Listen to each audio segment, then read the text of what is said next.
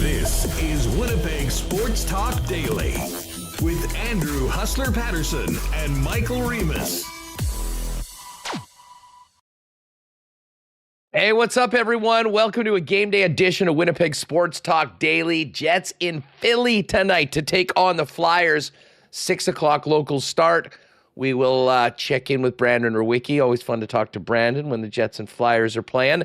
And, of course, Stephen Whyno as well, who I know was at the Jet Islander game. He was in that scrum with Weber. I think he's covering Edmonton, New York tonight, but covers the Flyers very closely as well. So we'll talk some NHL with Whyno and with Rewucki. Connor will jump on. We'll have a little bit more Jets and Bomber talk. And then Josh Frey-Sam from the Winnipeg Free Press. Been a minute since we've had Josh on. We'll talk some Bombers, looking ahead to the game on Friday against Saskatchewan.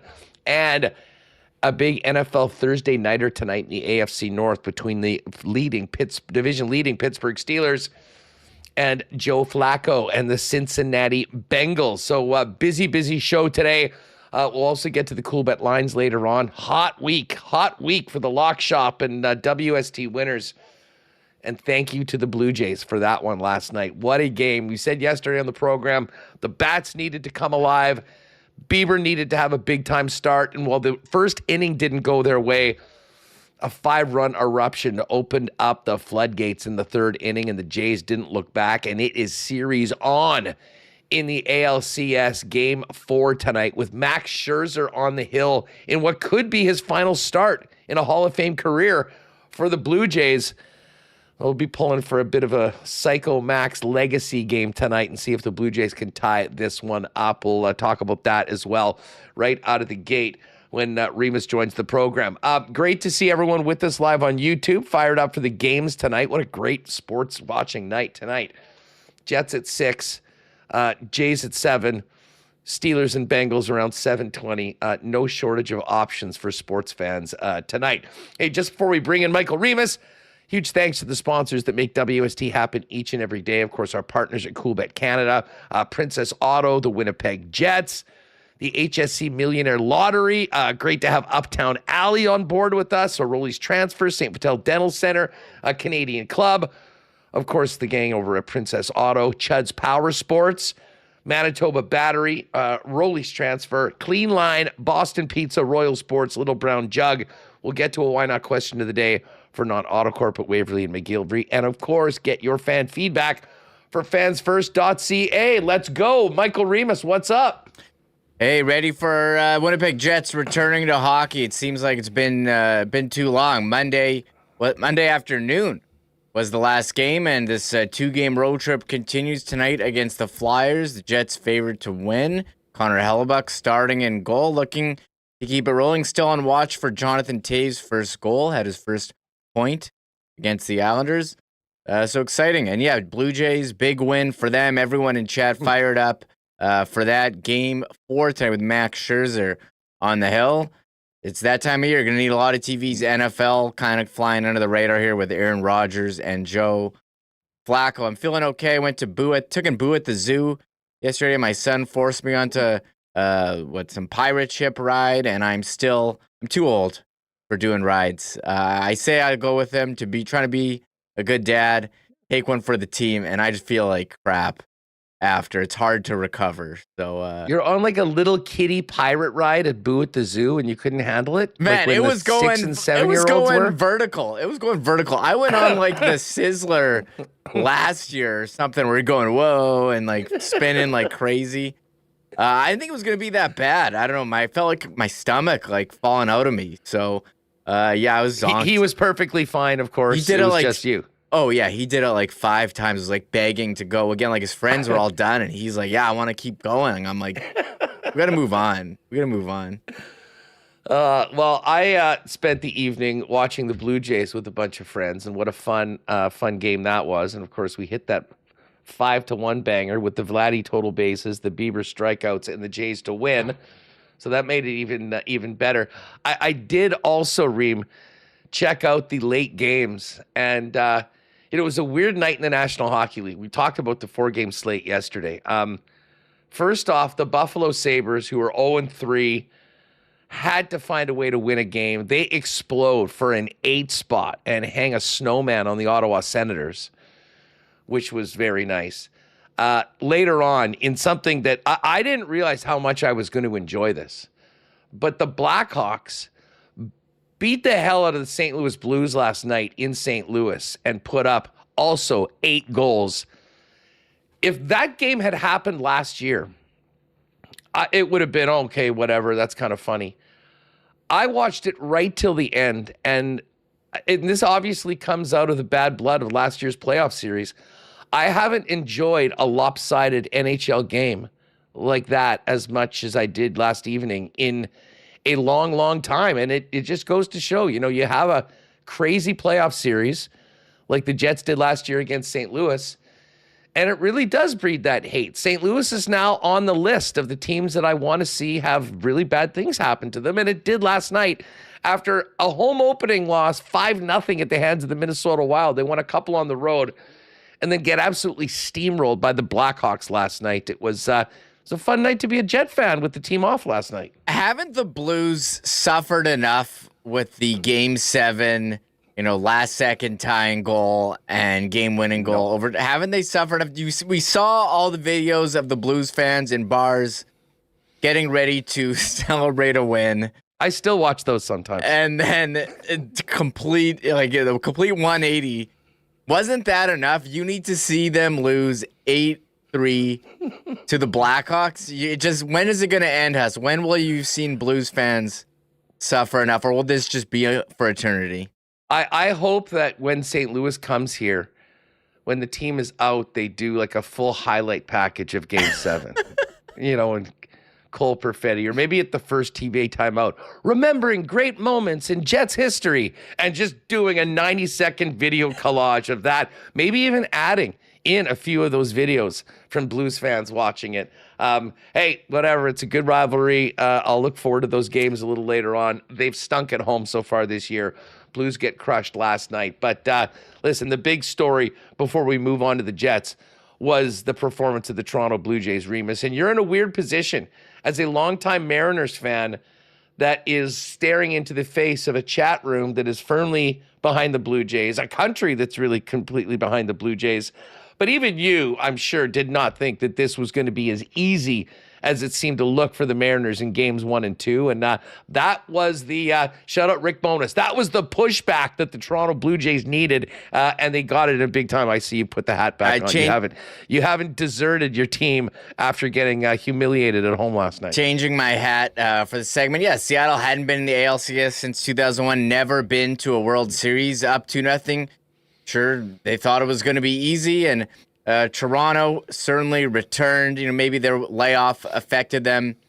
You're out of that rhythm. You're on a high of beating the Yankees, and you forget, we have to play a game. And they went to Seattle, which has been a pitcher's ballpark for years, and they needed a couple things. They needed Shane Bieber to pitch well, and he brought it last night. Got off to a rough start, giving up the bomb in the first inning, but he really settled down. 8 strikeouts over 6 innings, minimizing the bullpen, resting some of their big arms. Huge. Didn't have to get into the closer as well. And they got to George Kirby, who only pitched 4 innings, and you wondered how he was going to be after pitching last Friday in that game 5. So, and the bats as well. Guerrero, 4 for 4 with a homer. They had been quiet and very good. Alejandro Kirk hitting a late homer. Jimenez with some big hits, and they shut down Seattle's big bats. So we have a series, 2-1. Very excited for Game 4 tonight. Max Scherzer, who's had a lot of playoff experience, going up against Luis Castillo, who we saw last in relief in that Game 5. I expect him to be rested, but hey, we can make it even, and Blue Jays can gain back that home field advantage. So this is a big one here tonight, 7:30 or 7:33. 7:30? Oh, that's even better. That's even better. So, we've got, the first couple hours, pay attention to the Jets. Well, maybe they can do us a favor and just have a nice big lead, and then we can lock in on the Blue Jays game. But there'll be lots going on. Of course, Scherzer did start against the Red Sox. His last start, he went 5 innings, gave up 10 hits, 4 earned runs, 5 strikeouts. The previous start was against the Royals in that 20-1 drubbing where he didn't even last the first inning. 7 hits, 7 earned runs, was not his night. But I'll tell you what, Remis, in what could be the final start of a Hall of Fame career, and listen, maybe the vibes are just high from yesterday, seeing what the team was able to do, but I got a feeling that we're going to see a psycho Max Scherzer legacy game tonight. He's going to leave it all out there. The intensity is going to be there. And he's done it before. He's had an up and down season in what could be his final in the majors. But, with what they were able to do yesterday, the bats obviously are going to need to come along like they did last night. Maybe not talking double digits, but I actually do. I do feel pretty good about the Jays' position in this game, and to me, I think tonight's game is the series. To be honest, I was talking about this with Dusty in the lock shop.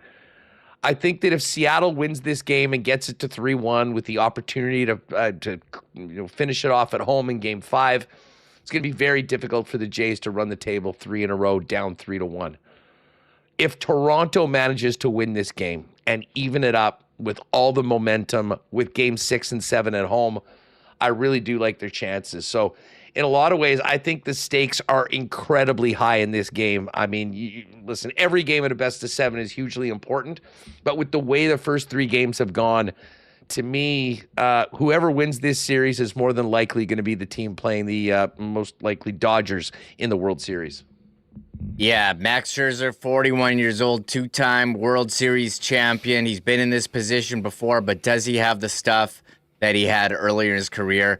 You've seen the up from him, you mentioned, but also the down against that Royals. He's battled, thumb issues, so we'll see what version of Max Scherzer we get, just as we had to wait and see version of Shane Bieber. These are experienced pitchers, not exactly the model of consistency that they used to be, and again, Seattle's got the big bats there with Cal Raleigh and Rodriguez. And so you're going to have to shut those guys down and limit the damage. We'll also have your guys step up too. So it was exciting. We didn't see the errors that we've seen from the Jays. It was a perfect game after, it left a very bad taste in everyone's mouth after Game 2. They really topsy-turvied the Mariners there yesterday. Yeah, and I wouldn't be surprised if the Mariners are feeling the exact same way after last night, despite still, having home field advantage now after on account of the 2 home wins. You get lit up like that. You see a Jays team with that amount of talent get in their groove the way that they did. And to me, it certainly changed the tone around the series. And I think we're going to find out who really has the upper hand at the end of 9 innings and maybe more tonight.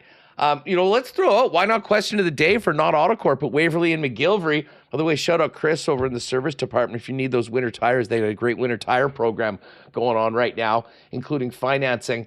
It's your call on the Blue Jays tonight. Did what happened last night change your level of optimism that they can both get back in this series, which I would say that they did by winning that game, but win it? Or is it still too far of an uphill climb? Let us know in the chat. I'm actually going to get into some fan feedback right now for fansfirst.ca, your number one spot for buying and selling Winnipeg tickets on the resale market with no added fees. What you see is what you pay, and the number one spot for selling extra tickets for both Jets and Bomber games this year. Fan feedback is it's a lot. B. Henderson, whose house? Vladdy's house.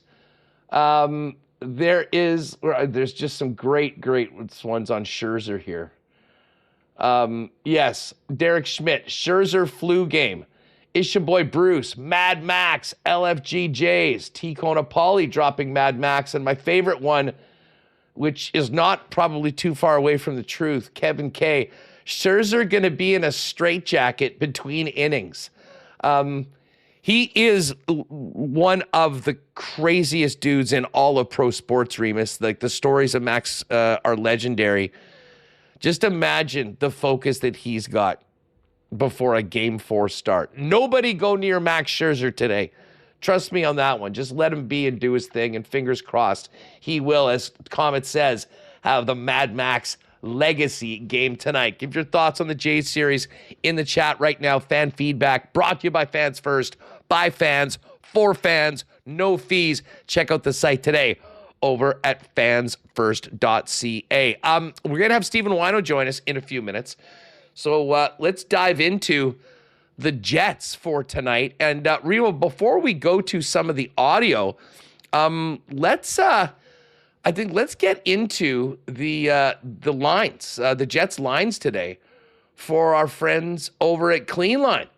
Of course, the Jets lines are presented by Clean Line Plumbing, Heating, and Electrical, your local leader for over 40 years and the official plumbing service of the Winnipeg Jets, captain approved. So here's the way things were looking in the morning skate. Now, there's more to this, but they were looking to see if Connor and Nyquist were able to go. That, I think there's still a semblance of game time decision for those guys. We'll hear from Arneil in a minute. But Connor Scheifele and Velarde was out there. They did do a swap with Tanner Pearson, moving up to the Toews line with Iafallo. Chibrikov was skating with Koepke and Barron, and it was the end line, Nino, Nemesnikov, and Nyquist. But Remo, Parker Ford did not stay on for extra work. Nikita Chibrikov did. So despite the fact that when we look at the Clean Line morning skate lines and Ford looks to be the extra forward, what we're hearing from Ken and from Coach Arneil is that it kind of sounds like Parker Ford's going to be a player tonight. Yeah, Ken Wiebe on the scene joined us yesterday on the show. He was at Philadelphia, and yes, he did note that Parker Ford did not stay on and Chibrikov did. Asked Scott Arneil after, and sounds like Parker Ford's going to get in. They like his game. And we'll have to wait and see for confirmation on Kyle Connor and Gus Nyquist, who missed yesterday, but it sounds like they're going to go. Interesting that Tanner Pearson has moved up with Toews and Iafallo. Pearson, he's scored the other game. Iafallo, a veteran player as well. I'm curious what that line is going to bring. This is a really veteran lineup here, Huss, on the top 9 forwards with the Winnipeg Jets. So, hey, let's keep it going. You'd like to see Jonathan Toews get on the board with a goal tonight. Good opportunity against the Flyers. And on defense, Hayden Fleury back in lineup with Luke Shen, Stanley and Pionk line 2, and Cale Clegg, Colin Miller skating as the extra D pair. Yeah, and of course, Maurice DeMello will be logging some big minutes as the top pairing. And it looks like Connor Hellebuyck will get the start after Eric Comrie performed so well on Long Island on Monday to kick off this quick 2-game road trip. There are your morning skate lines looking ahead to tonight's game for Clean Line Plumbing, Heating, and Electrical. Check them out at cleanline.ca. Let's hear from Scott Arneil. And Arneil was asked on Parker Ford and his status for tonight's game, Ken being alert that he didn't stay on for extra work. Here's what Arneil had to say on that. Looks like Parker Ford may draw in. He might, yeah. He might. He's a possibility. Yeah. He's healthy, ready to go. So didn't stay on for extra work. We'll see what happens there at the start of warm-up. I mean, you said you didn't want to keep anybody out for a long time. Yeah. What did you notice about his game in terms of growth from training camp and what you saw last year? Yeah, consistency. Sort of shift in, shift out. I think he...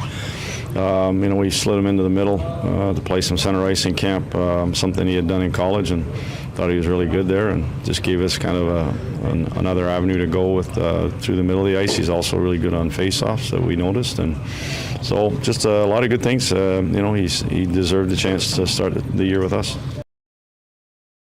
All right, so there's Arnie, and listen, if you could tell by the look on his face, I mean, if you were just reading what he said, it's sort of a we'll see. When you see the smile on his face when he was asked by Ken, I think it's pretty likely that those Clean Line lines we just showed are going to have Parker Ford in and probably Nikita Chibrikov in the press box for tonight. Here's what Arneil had to say on Tanner Pearson, moving up to the Toews Iafallo line. Yeah, I'm just kind of I had to wait and see what's going on with all the injuries. So I'll talk to Muller here one more time and see where everybody's at. That's why I'm not 100% sure what it's going to look like tonight. Fair. How do you feel like the D have handled things without the first 3 games so far? Yeah, it's been tough. Obviously, Sammy's a big minute guy, and we've asked other guys to step in and do it. And then you lose Fleur. I had to put Millsy on the left side, something first for him to do, and thought he handled it pretty well. So I'd like to go a bunch of games where it's consistent with partners, but it just hasn't been able to happen. And so that's when you lean on your veteran guys to do what they do best. I think we're giving up still, and I know we're still giving up too many D-zone coverage goal opportunities. Something we can clean up, but it's still early in the year, and we've talked about it, looked at video on it, and hopefully each game gets better. So there's Scott Arneil just talking on Tanner Pearson, some uncertainty with injuries, and man, they're dealing with a lot of them. We already know that Perfetti's out, Sandberg's out, Adam Lowry's out, but it looks like Koepke and Fleury are going to be good to go. The question marks coming out of yesterday's practice was Kyle Connor and Gustav Nyquist, who did not participate in practice but were out with their lines in the morning skate. So we'll await the official roster tonight before the puck drops at 6 p.m. It is the Philadelphia Flyers, a team that wasn't in the playoffs last year. Got a brand new head coach, former Flyer legend Rick Tocchet. Here's Scott Arneil on the home team tonight, the Philadelphia Flyers. They work. They're quick. They have a really good transition game. They've got some people that can really skate and offensively push the pace forward. You can see that there are some changes to what maybe what was played here last year, and some of the similarities that Talk had in Vancouver. And I think that they're really trying to be responsible defensively and not give up a lot of opportunities, and then add the offense to it. Obviously it's a good young team with talent. You spent a lot of time in the East before you came back to Winnipeg. What did you learn about Travis Sanheim's game? Oh, wow. Yeah, there's a kid that's, obviously they went through some tough years here, lots of losing, but he's a guy that's always stood out. Tremendous skater, big body. I think that plays in every situation, and just seen his growth over the years that, whether that's power play quarterback or killing penalties, big thing about him is joining the rush. He can skate. He's certainly got the experience of the Four Nations. There's a very confident defenseman there, and, one of the top young guys in the game. All right, so there's Scott Arneil on the home team. We'll find out a little bit more on the Flyers with Stephen Whyno, who's going to join us in a few minutes. As I mentioned earlier this week, it is great to have our friends at Uptown Alley on board with Winnipeg Sports Talk. Uptown Alley, with their beautiful new facility at 1301 St. Matthews Avenue, has to be the epicenter of good times and family fun now, with 5-pin bowling, 10-pin bowling, and the wildest games room in the city, and I'm sure province of Manitoba, with some incredible prizes that you win for all those tickets. And now, it's not just a place to go for the kids. It's a heck of a great time to go with adults, and sitting around playing a few games of bowling, taking advantage of the amazing food that they've got at Uptown Alley, a few beers, the game on the big screen. There's so many great ways that you can enjoy what Uptown Alley has going on, and they've got a daily deal called the Bowl and Play Special, offered after 9 p.m. every night. 90 minutes of bowling and a $10 arcade card, and the cost is $20.49 per person for 5-pin bowling and just $2 more for 10-pin bowling. Of course, it's an incredible spot for birthday parties. They've got packages for kids, teens, and adults, and the package include any of the offerings: bowling, arcade, laser tag, and great food, and any group and corporate events that you want to have. You couldn't have a better spot for it. You essentially pick your activities, work in the food, any add-ons, and they'll take care of all of the rest. You can find out more on everything going on at Uptown Alley at uptownalley.ca. Give them a call at 488-0000, best number around. You're not going to forget that one. Or pop by and see him in person with your gang at 1301 St. Matthews. Our friends at Rolly's Transfer fired up. Now we're back into hockey season. And, of course, you know that if it's time to be on the move with you and your family, lean on the experts at Rolly's to help you make it happen. as stress-free as possible, as of course Rolly's Transfer has been the leader in moving and storage for over 60 years, family-owned and operated right here in Winnipeg. They've got a great new website, and maybe, in fact, you'll even get that WST truck that's on the road now to take you to your next destination. Hit up the request an estimate feature in the top right corner at Rollies.com. Put in the promo code WST for a special discount on moving services and moving supplies. And the friendly staff at Rollies will turn your quote around quickly and get you locked in for the white glove treatment that they are famous for. Now into their 7th decade. For all your moving needs, make it Rollies, proud sponsor of WST. Find out more, request an estimate today over at Rollies.com. I hope we'll all be smiling tomorrow on the show with a big Jays win and Jets win in Philly. Of course, speaking of smiles, if you need to get that smile worked on, or it's been a minute since you've been seeing the dentist, head on down to our pal Dr. Terry and his wonderful staff at St. Vital Dental Center. Of course, St. Vital Dental Center has been serving generations of Winnipeggers and Manitobans and can do the same thing for you and your family in a beautiful state-of-the-art new facility at 167 St. Anne's with all the new equipment and incredible staff, convenient free parking right behind the building as well. For all your dental needs, cleaning, checkups to things like dental implants, St. Vital Dental Center can do it all. Book an appointment today at stviteldental.ca. Say what's up to Dr. Terry and tell him that the boys at Winnipeg Sports Talk sent you. And just before we bring in Stephen Whyno, don't forget, gang, our great partners at Canadian Club are also the official spirit of the Winnipeg Blue Bombers. I know they'll be stocking up Princess Auto Stadium with CC for tomorrow night's game. But when you pop in your local Manitoba liquor marts, looking ahead to the holidays and, of course, Grey Cup, don't forget to get your hands on the limited edition Blue Bomber label Canadian Club bottle, available while supplies last at your local Manitoba liquor marts. And hey, if you can get your hands on that club pack with the CC and ginger, the citrus smash, and the half and half, even though it might not be summery weather, those drinks are incredibly tasty 12 months a year. Check out the Canadian Club display at your local Manitoba liquor marts, including the limited edition Blue Bomber bottle. And of course, find Canadian Club throughout Princess Auto Stadium on Friday when fans pack the stadium looking for the Bombers to get that big win on the way to the playoffs. All right, we got a big slate of games in the National Hockey League, and it's been a very interesting first week. Let's hit the pucks right now with our pal Stephen Whyno, who joins us on Winnipeg Sports Talk. Whyno, what's good, buddy? Great to talk to you. Hustler, great to talk to you too, and I need a new dentist, so I might be seeing you soon. Yeah, well, hey, we'll get you here to the Peg. We'll have a couple 1919s for you from Little Brown Jug, and we'll get you in to see Dr. Terry, and he'll take care of the grill. You were at the Jets Islander game on Monday. I'm sure it was probably your first chance to see the Jets in person this year. Obviously, still dealing with a number of key injuries with Sandberg and Perfetti and the captain Adam Lowry out. But what did you think with your first look at the Jets this year? Well, my first impression was Jonathan Toews looks great. He looks like a young man out there. And like we're talking to Scott Arneil about it, and he said, like, I've talked to Johnny about it wasn't going to come immediately. And they knew that. But for a 37-year-old who hasn't played in 2 years, that didn't have a point in 2.5 years, whatever, like it's insane how good Jonathan Toews looks. And also for the first time that Eric Comrie played a game, he was terrific. And I was joking before the game to our boy Kenny Weeb. I was like, I want my money back. Connor Hellebuck's not playing.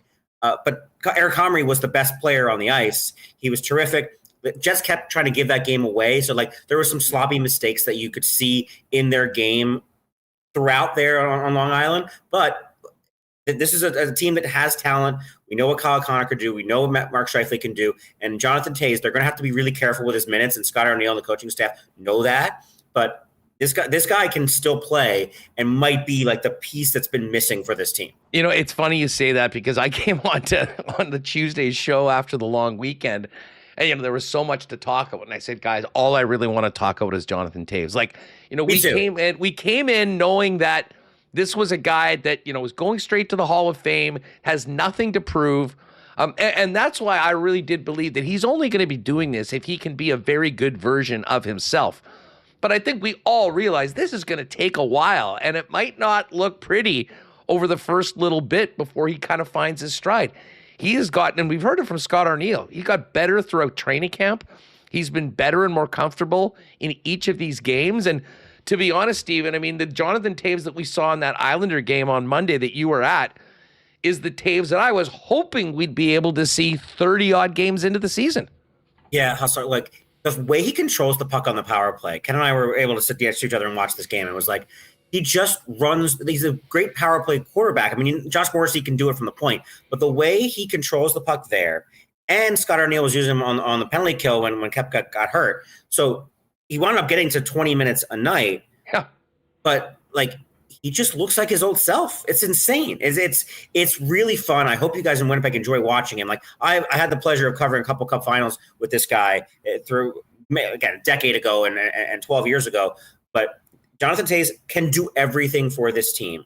And he's going to be a great influence for young players too. Like if you're ever worried, there's plenty of great leaders on this team from Adam Lowry down. But with Lowry out, having Toews in the locker room for games for the young guys is not a problem. It's such a benefit for this team. Well, and it's great to have you and your perspective on the program, Steven, because, I mean, obviously, Jonathan Toews is a Winnipeg hockey icon and, you know, a Canadian hockey icon, but he is here. He's the greatest player that this city, I think, has ever produced. And, you know, the second he was even thinking about coming back, I mean, the chat on this program every day was, oh, what's up with Toews? Could you get him? And the fact that he came here, it was great for the organization. I mean, a lot of buzz. But this is not just a Winnipeg story. I mean, you know, you cover the National Hockey League, all 32 teams for the AP. I would imagine that going into the season, this was one of the most intriguing storylines or questions around the entire National Hockey League. It was a little under the radar, though, because I think we are all sort of like hesitant, like everybody in Winnipeg was, about who Jonathan Toews was.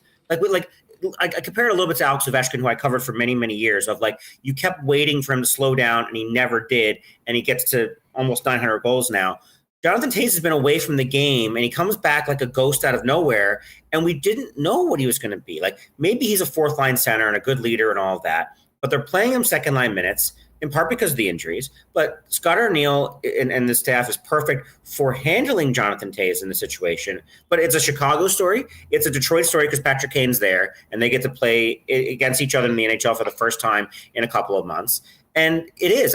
The thing that I'm fascinated about, and I haven't seen it yet, I'd be fascinated if Jonathan Toews is on Canada's long list for the Olympics. And because they had to submit 45 skaters and 5 goaltenders yesterday. I know it's a long shot. But could you imagine Jonathan Toews winning another gold medal for Canada? Could you imagine him putting on that 16 Canada jersey he always wears, his national team number, and even if he's the fourth line center on that team, even if he's the 13th forward on that team, could you imagine if Jonathan Toews plays well enough to get himself in the conversation to make that team over guys like Mark Scheifele, over guys like Macklin Celebrini? Tom Wilson's in this discussion. Wyatt Johnson's in this discussion. 37-year-old Jonathan Toews. That's the story that I'm looking forward to seeing how it develops. And he may be a complete long shot. This is crazy. But could you imagine if he's on that team in Milan? I love the fact that you brought this up because I was talking to Ken yesterday, and I just recalled a conversation with somebody that is somewhat close to Jonathan and, you know, had been sort of giving us updates about, you know, how hard he'd been working and everything that he'd been going through before coming here. And this person said, hey, just wait till, you know, the end of November or say, don't be surprised if he's on the radar for the Olympic team. And at the start, we sort of laughed about it. And then I said, well, I'll tell you what, if you're right, that will be the greatest thing that could possibly happen for Winnipeg, for the Jets, and obviously for Jonathan Toews. And I said to Ken, like, I'm not suggesting we're even close to being there right now, but from what we've seen, from how far he's come and how he's looked right now, what might be possible in a month or two, there's a non-zero chance we're talking about his name in that group down the road. But in the meantime, getting more comfortable, and he certainly looked comfortable, as you mentioned. I mean, he had the second most ice time of any Jet player. And just for the, you know, when we're talking about the Olympics, Hockey Canada has always gone with roles. I mean, there's going to be no shortage of incredible offensive firepower. Toews, when he has been at his best, has been one of the best 200-foot players that can contribute that way, but the guy you want on the ice to lock down opponents. And I think we saw a little bit of that on the island, in that the reason why the Jets played Jonathan Toews as much as they did, they were holding a lead.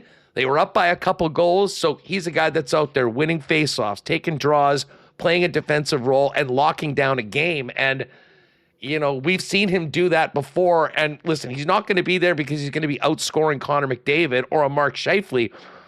But these teams are put together with key players in particular roles. And it's going to be fascinating to see how these next couple months go, to see whether, you know, that is a name that we're hearing talked about or maybe considered by Hockey Canada brass.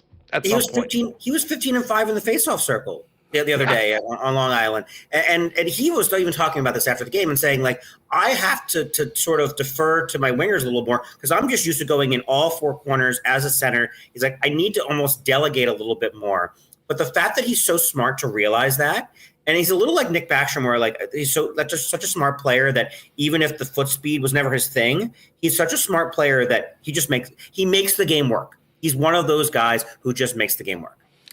Stephen Whyno's with us in NYC now.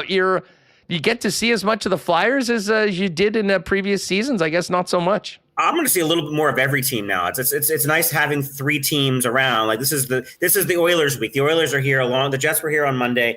Oilers played at the Rangers on Tuesday. They're at the Island tonight, at the Devils on Saturday. So like to get a chance to watch that 97 and 29 guys play hockey all week doesn't suck. Hey, we always talk, especially from some of the smaller Canadian markets, it's a big deal for the players to get out to MSG. They always like their time in New York. What, like when a guy like Connor McDavid, the brightest star in the sport, shows up at MSG, how different is it for, around the visiting room than a normal game on game 42 when the Ducks are in town or something like that? It's more crowded. I mean, everybody wants, and it's not even, and I love Connor. I've known Connor since he was 15, 16 years old in Erie when I worked at Canadian Press in Toronto and all that. But Connor's not the guy you're excited to talk to every day for what he has to say, but you're excited to watch him play every single time he gets on the ice. And he didn't get on the score sheet the other night, but there were like 3 or 4 times where from the press box, you hear the oohs and ahs when this guy does something. He'll toe drag somebody out of their skates. He'll make a move. He'll put the puck off the boards and go around somebody. And it's like, this is a pleasure to watch. I've said he's the most talented player we're ever going to see. Gretzky was the greatest, but in our lifetime, I'm not sure we're ever going to see a more talented player than Conor McDavid. No, I mean, I'm with you. I mean, the combination of everything is he can do with his hands, but the blazing speed, I mean, no one has ever... He does everything fast. He doesn't just stay fast. He does everything quickly. And no one's ever done it at that level as consistently. And it's sort of been a weird, like, the story around the Oilers this year is basically win or bust. I mean, what was the group chat with the rest of the PWHA when he signed that contract with no raise for 2 years to stay in Edmonton and try and win the cup? If you've never met Connor McDavid, if you know Connor McDavid, it was the least surprising thing ever. Because like Sidney Crosby's been playing for $8.7 million, his jersey number, his entire career since his entry-level contract. So this is the most Sid McDavid thing ever to just do this. And it's like, it's not a surprise at all. Like the Kaprizov contract comes in, great. The Eichel contract comes in later. Kyle Connor's contract comes in. McDavid's a unicorn. Like there's no one who is as special to a team, to a league as this guy. So for him to say, I've got enough money, $12.5 million is a lot of money. And I get it if you're fellow players, the PA, that you want him to push the envelope further. Kirill Kaprizov already pushed the envelope, and you saw the contracts sort of come in line with that. But Connor McDavid wants to win more than anything on earth. Like he's a lovely wife and a great dog and all of that. He wants to win that thing. He wants to put that big trophy over his head. And yeah, it is win or bust. And it's almost a shame because it's so hard to win in any sport. Everybody knows this. Like you're watching the Jays now have a great regular season and they're down 2-1 after losing the first 2 games at home and beating the heck out of the Mariners last night. But like, it's hard to win. It's hard to win 4 playoff series. They've won 3 and lost.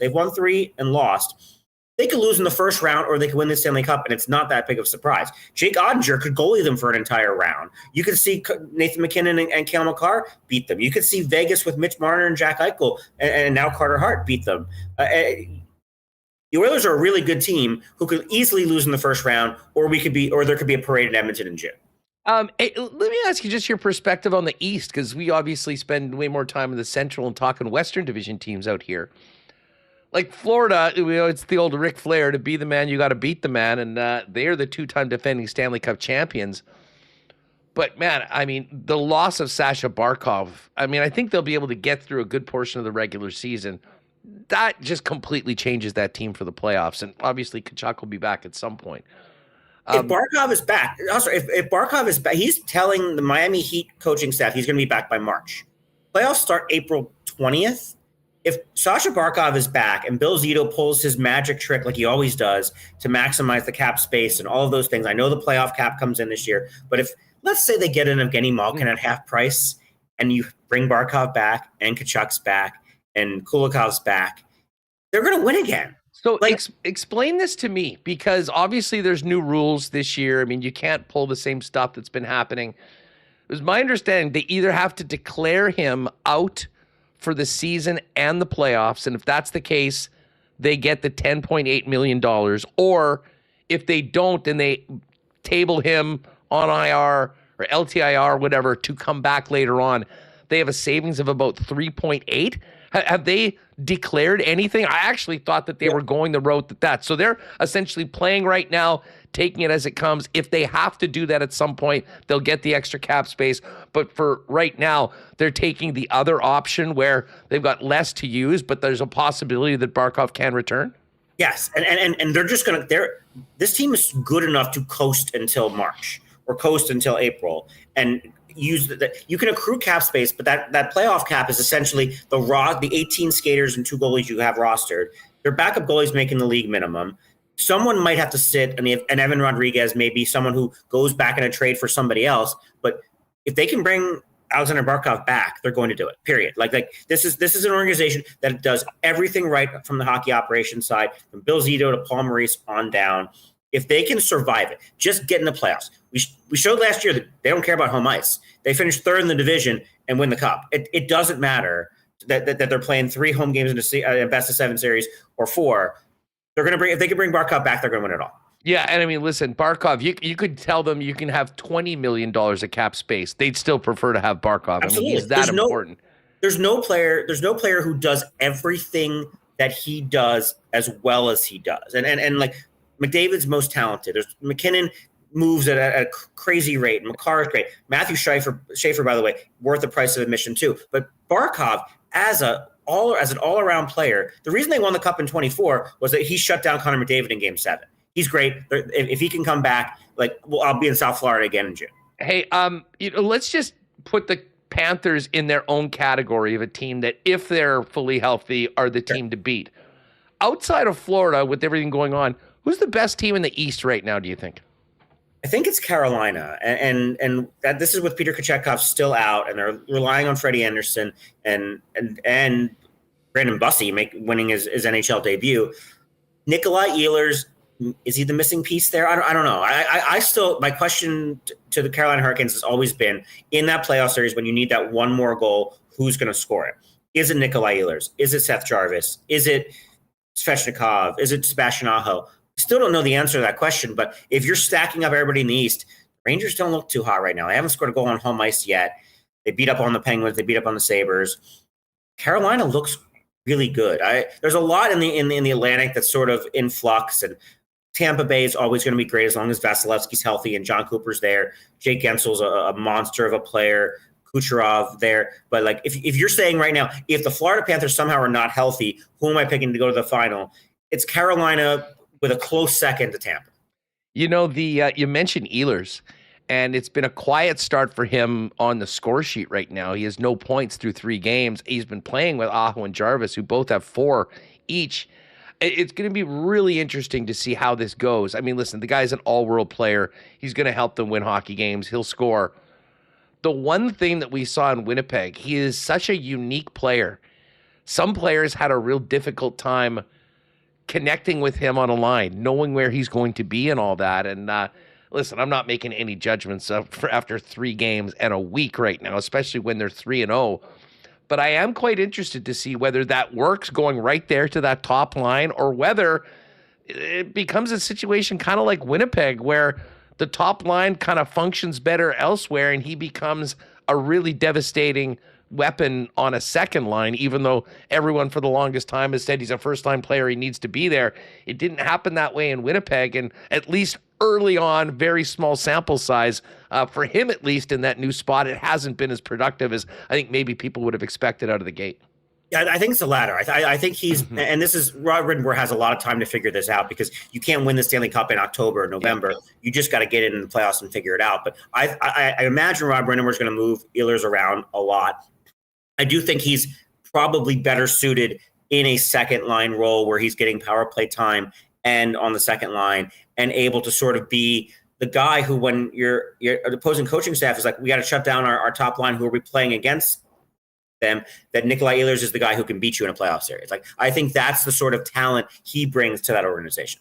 Hey, before we go, you mentioned Matthew Schaefer, and I mean, it was eye-opening. I mean, he was the show for the Islanders in that game. I mean, to be honest, they didn't have a lot else. I mean, listen, they did have some good chances and whatnot, but he was the guy you couldn't take your eyes off of.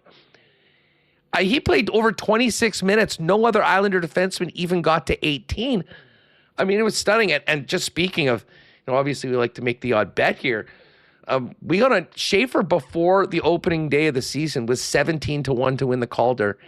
And in a week has dropped to 4-1 right now. I know you've been following the Islanders and have been at these games. I mean, it's kind of weird that a number one overall pick could kind of come into a season somewhat under our radar, but everyone's hearing about the guy's name right now, and I would imagine that this is going to be the story around the island. Even if the team doesn't do well, it'll be following this young man in the first year of what is poised to be an incredible National Hockey League career. Yeah, and Patrick Waugh on the day before training camp, one of the days before training camp started, said he's going to ease him in like he did with Nathan McKinnon when he was in Colorado. First overall pick, started on the third line, started on the third pair with Scott Mayfield. And I don't know that he can help himself but play Matthew Schaefer. That lasted one game. This was like watching him in person for the first time was stunning. And it's not just how well he can skate. And I was with the sort of like, I didn't think he was going to be in the Calder conversation because I listened to Patrick Waugh, who may not be long for this job, by the way, but that's another topic. But this kid, they can't help but play him in all the situations. He's on the power play. He kills penalties. He's not just a great skater. He defends well too. And so the skating makes up for what you would imagine to sometimes be growing pains. And we all know sort of the learning curve for defensemen in the NHL is a long one. Look at how long it took Victor Hedman to be dominant. This kid is worth the price of admission. This team's not very good. There's not a lot of top-end talent there unless Matt Barzal gets back to that level he had been at many years ago. But Matthew Schaefer, boy, he's fun to watch. Hey, listen, just on the way out, I got to ask you, the Sabres broke their 0-3 start. Put up 8. I was so happy for the home fans, getting a win like that. I mean, just thought, how important was that win just to quell the chaos around the Sabres right now? And are changes expected at some point if they don't go on a nice run? It may have saved Kevin Adams and Lindy Ruff's jobs winning that game. And we've all seen it. There have been so many times over the years where like one win or one loss, a coach was going to get fired. It feels like borrowed time for Lindy Ruff around the Sabres. It's a mess of an organization right now.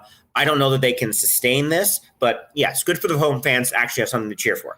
Yeah, no doubt about it. They're loyal out there in Buffalo, and they certainly deserve better than what they've been served up for now 14 years without a playoff game. Whyno, thanks so much for doing this, pal. Looking forward to chatting throughout the hockey season. Enjoy this one tonight. Yeah, man. Have a good one. Appreciate it. There's Stephen Whyno. Give him a follow on X at @SWhyno, and you can read his work, AP stories throughout the hockey world. All right, Rewucki's going to jump on in just a second. Tomorrow night, Princess Auto Stadium, Bombers, Riders. Big one for the blue and gold as they look to clinch a playoff spot. It won't officially happen, but a win would all but guarantee them a spot in the playoffs. Of course, they do have one more game. Princess Auto, proud sponsors of the Bombers and their home, Princess Auto Stadium. Headquartered and founded right here in Winnipeg, Princess Auto is now coast to coast and with 3 Manitoba locations, 2 in the city and 1 out in Brandon. Princess Auto is where you'll find the best deals on the most unique assortment of tools and equipment around. Everything you need to complete the projects on your list or start something new is at Princess Auto. So pop by and see them in store today or shop online 24/7, 365 at princessauto.com. Well, we did our Chud's PowerSports Power Poll yesterday for the National Hockey League. Tomorrow, we will update the power poll for the National Football League for our friends at Chud's PowerSports. And I did get a text from our pal, the Derminator at Chud's. And we're thinking the same thing about a certain Winnipeg Jet to score tonight. We'll tell you about that a little later on. But listen, as we get ready for snowmobile season, you got to head down to Chud's and see what they've going on. Frighteningly good deals all month long, including their October Monster Markdown event, packed with hauntingly hot offers across every department. Of course, some of the October must-haves are ATVs, side-by-sides, and personal transportation. You might be getting ready for ice fishing season with the fish houses. They've got some amazing stuff from Aurora, Colvin, and Grey Wolf fish houses.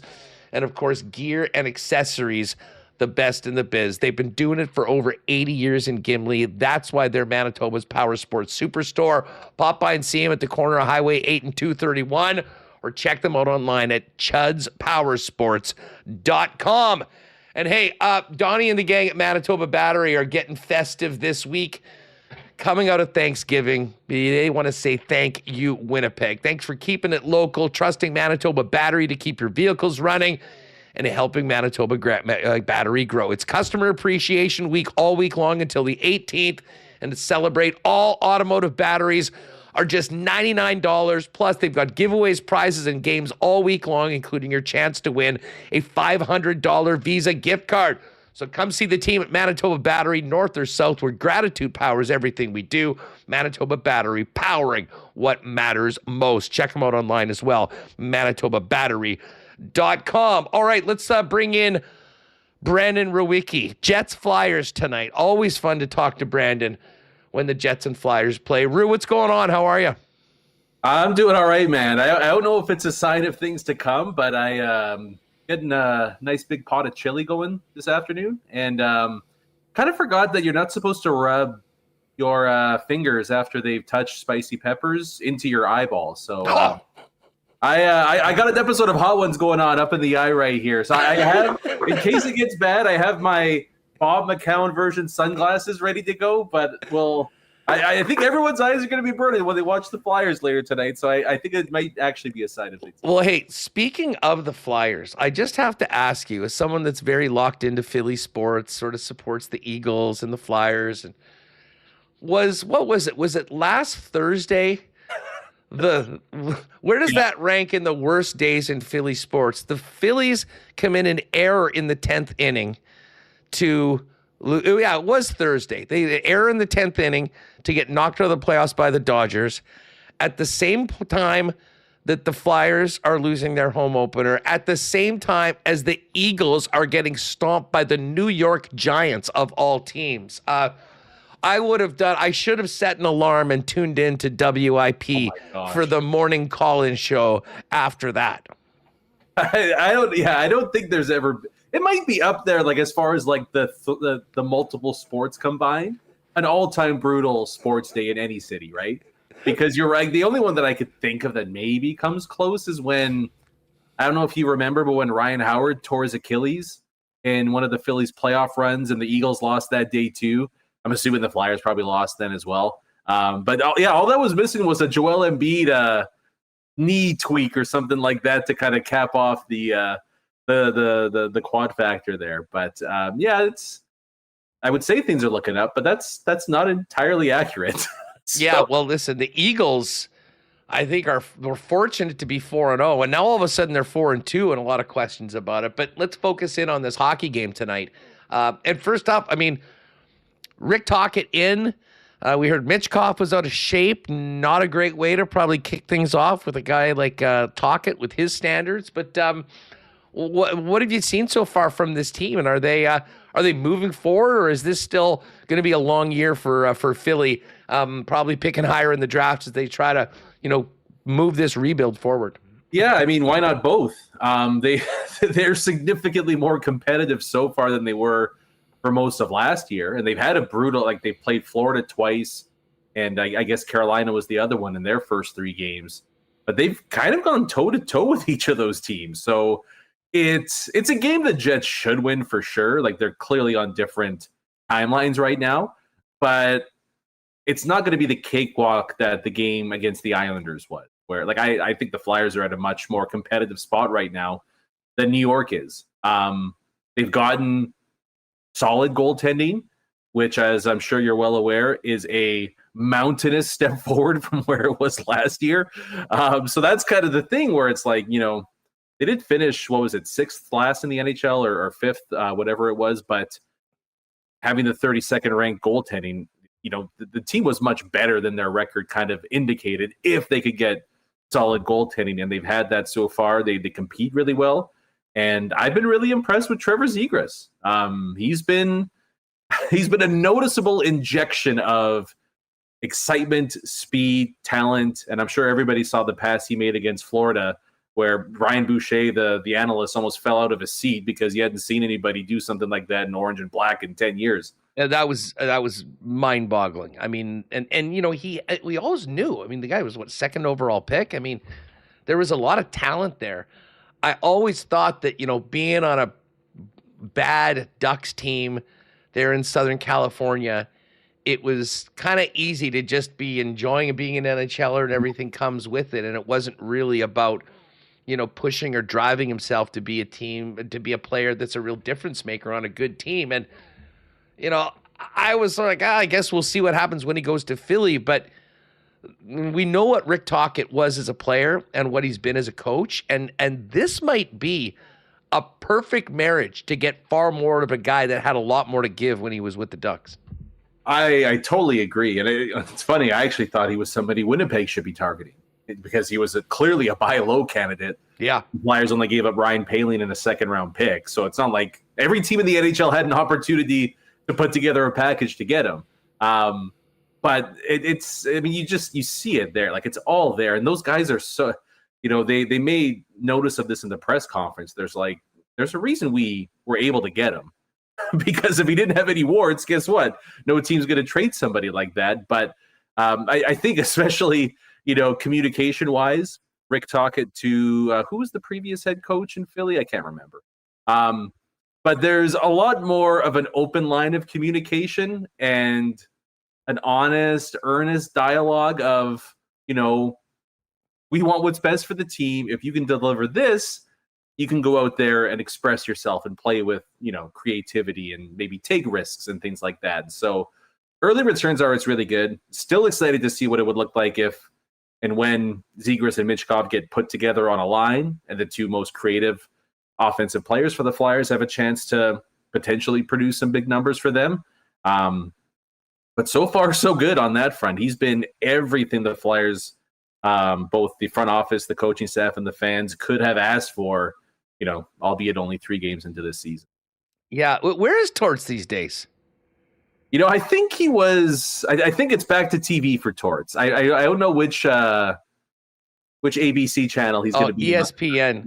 Probably doing some hanging out at the pet shelters during the day and doing it. I mean, he's quite a character. We don't get a lot of the ESPN broadcasts, but I will be looking forward to seeing what he can do. I would have loved him to get in on that TNT panel, like the Biz and the Gretzky and stuff like that. I mean, if you can just get Torts unleashed, it sure would be fun for the viewer.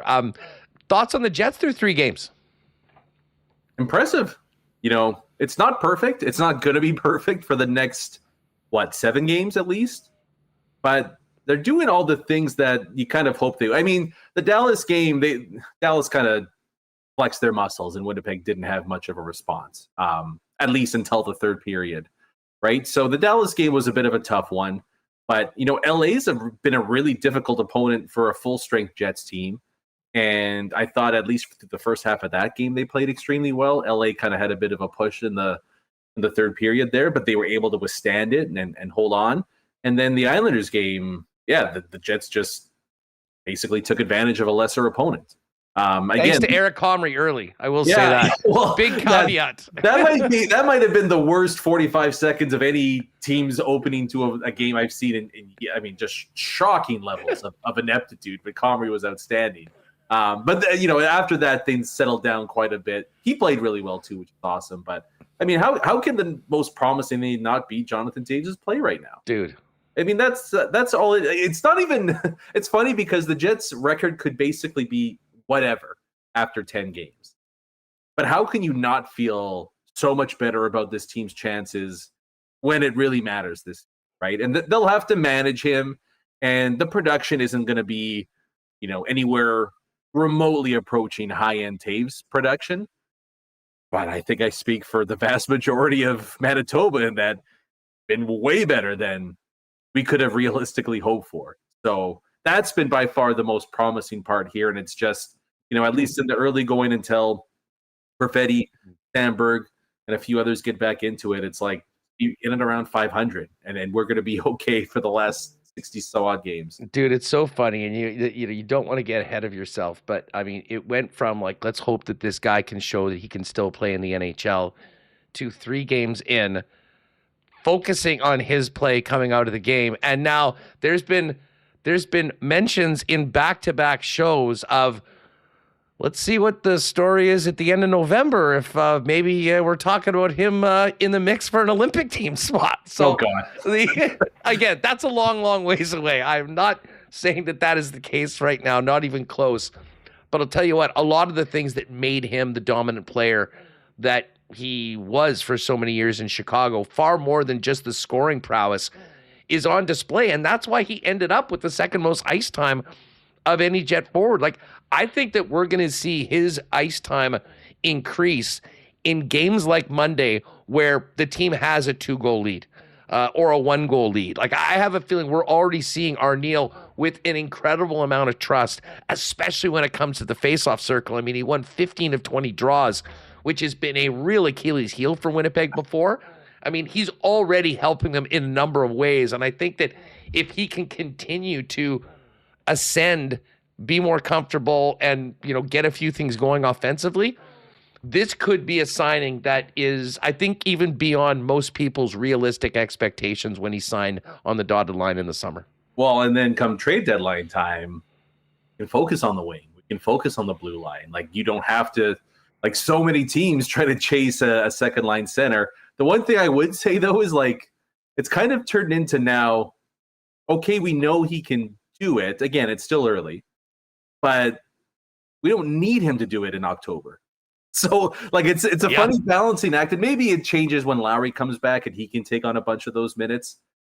But I saw that, what was it, 18 and a half minutes the other night? I think it was 19, like 1949 or something like that. Only Kyle Connor had more. I'm like, that's great, but let's ease up. Like, it's a long season. We don't need to empty the tank here before we get to American Thanksgiving. So I mean, again, it's all been positive. You're right that, some of the things he does best just aren't going to be as noticeable, but, just picture this team, the game 6 sometime in April or May, and a 1-goal lead with 90 seconds left, face off in your own end. The Jets don't have to chase the play anymore, right? Like that's where a lot of these things are going to become evident.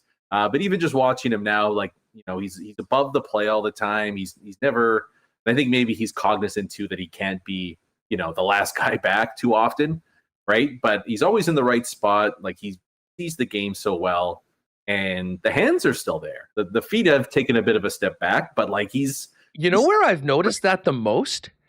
And I think that his impact, we probably haven't talked about it enough. And again, it's been 3 games, but his presence on the second power play unit, like, they've just basically a couple times they were way ahead of the normal number 1 power play in ice time because of a shift or whatever. They started, and the puck never left the zone for the first 90 seconds of the power play. Yep. He's been tremendous there. And you kind of underrate his playmaking abilities because he's got so much else in the toolkit, but he's setting guys up. He's able to get down in the dirty areas. He's in and around the net. Like, he's a minor weapon on the second unit. So you can see, again, it's been so long since he's been back in action, but you can see all the elements that made Chicago such a dangerous team for so long. And I think what we're finding out early on here is that he, it wasn't just lip service. His body probably legitimately feels better at 37 than it does at 30. And that was the reason why his play dropped off so dramatically. But again, I do think it's also incumbent on the coaching staff here to find that balance, right? Where yes, he can do 19. Let's keep it through in and around 16. How about that in October, November? And it's more of a break glass in case of emergency type of a deal than, a regular occurrence that Toews is hitting 18.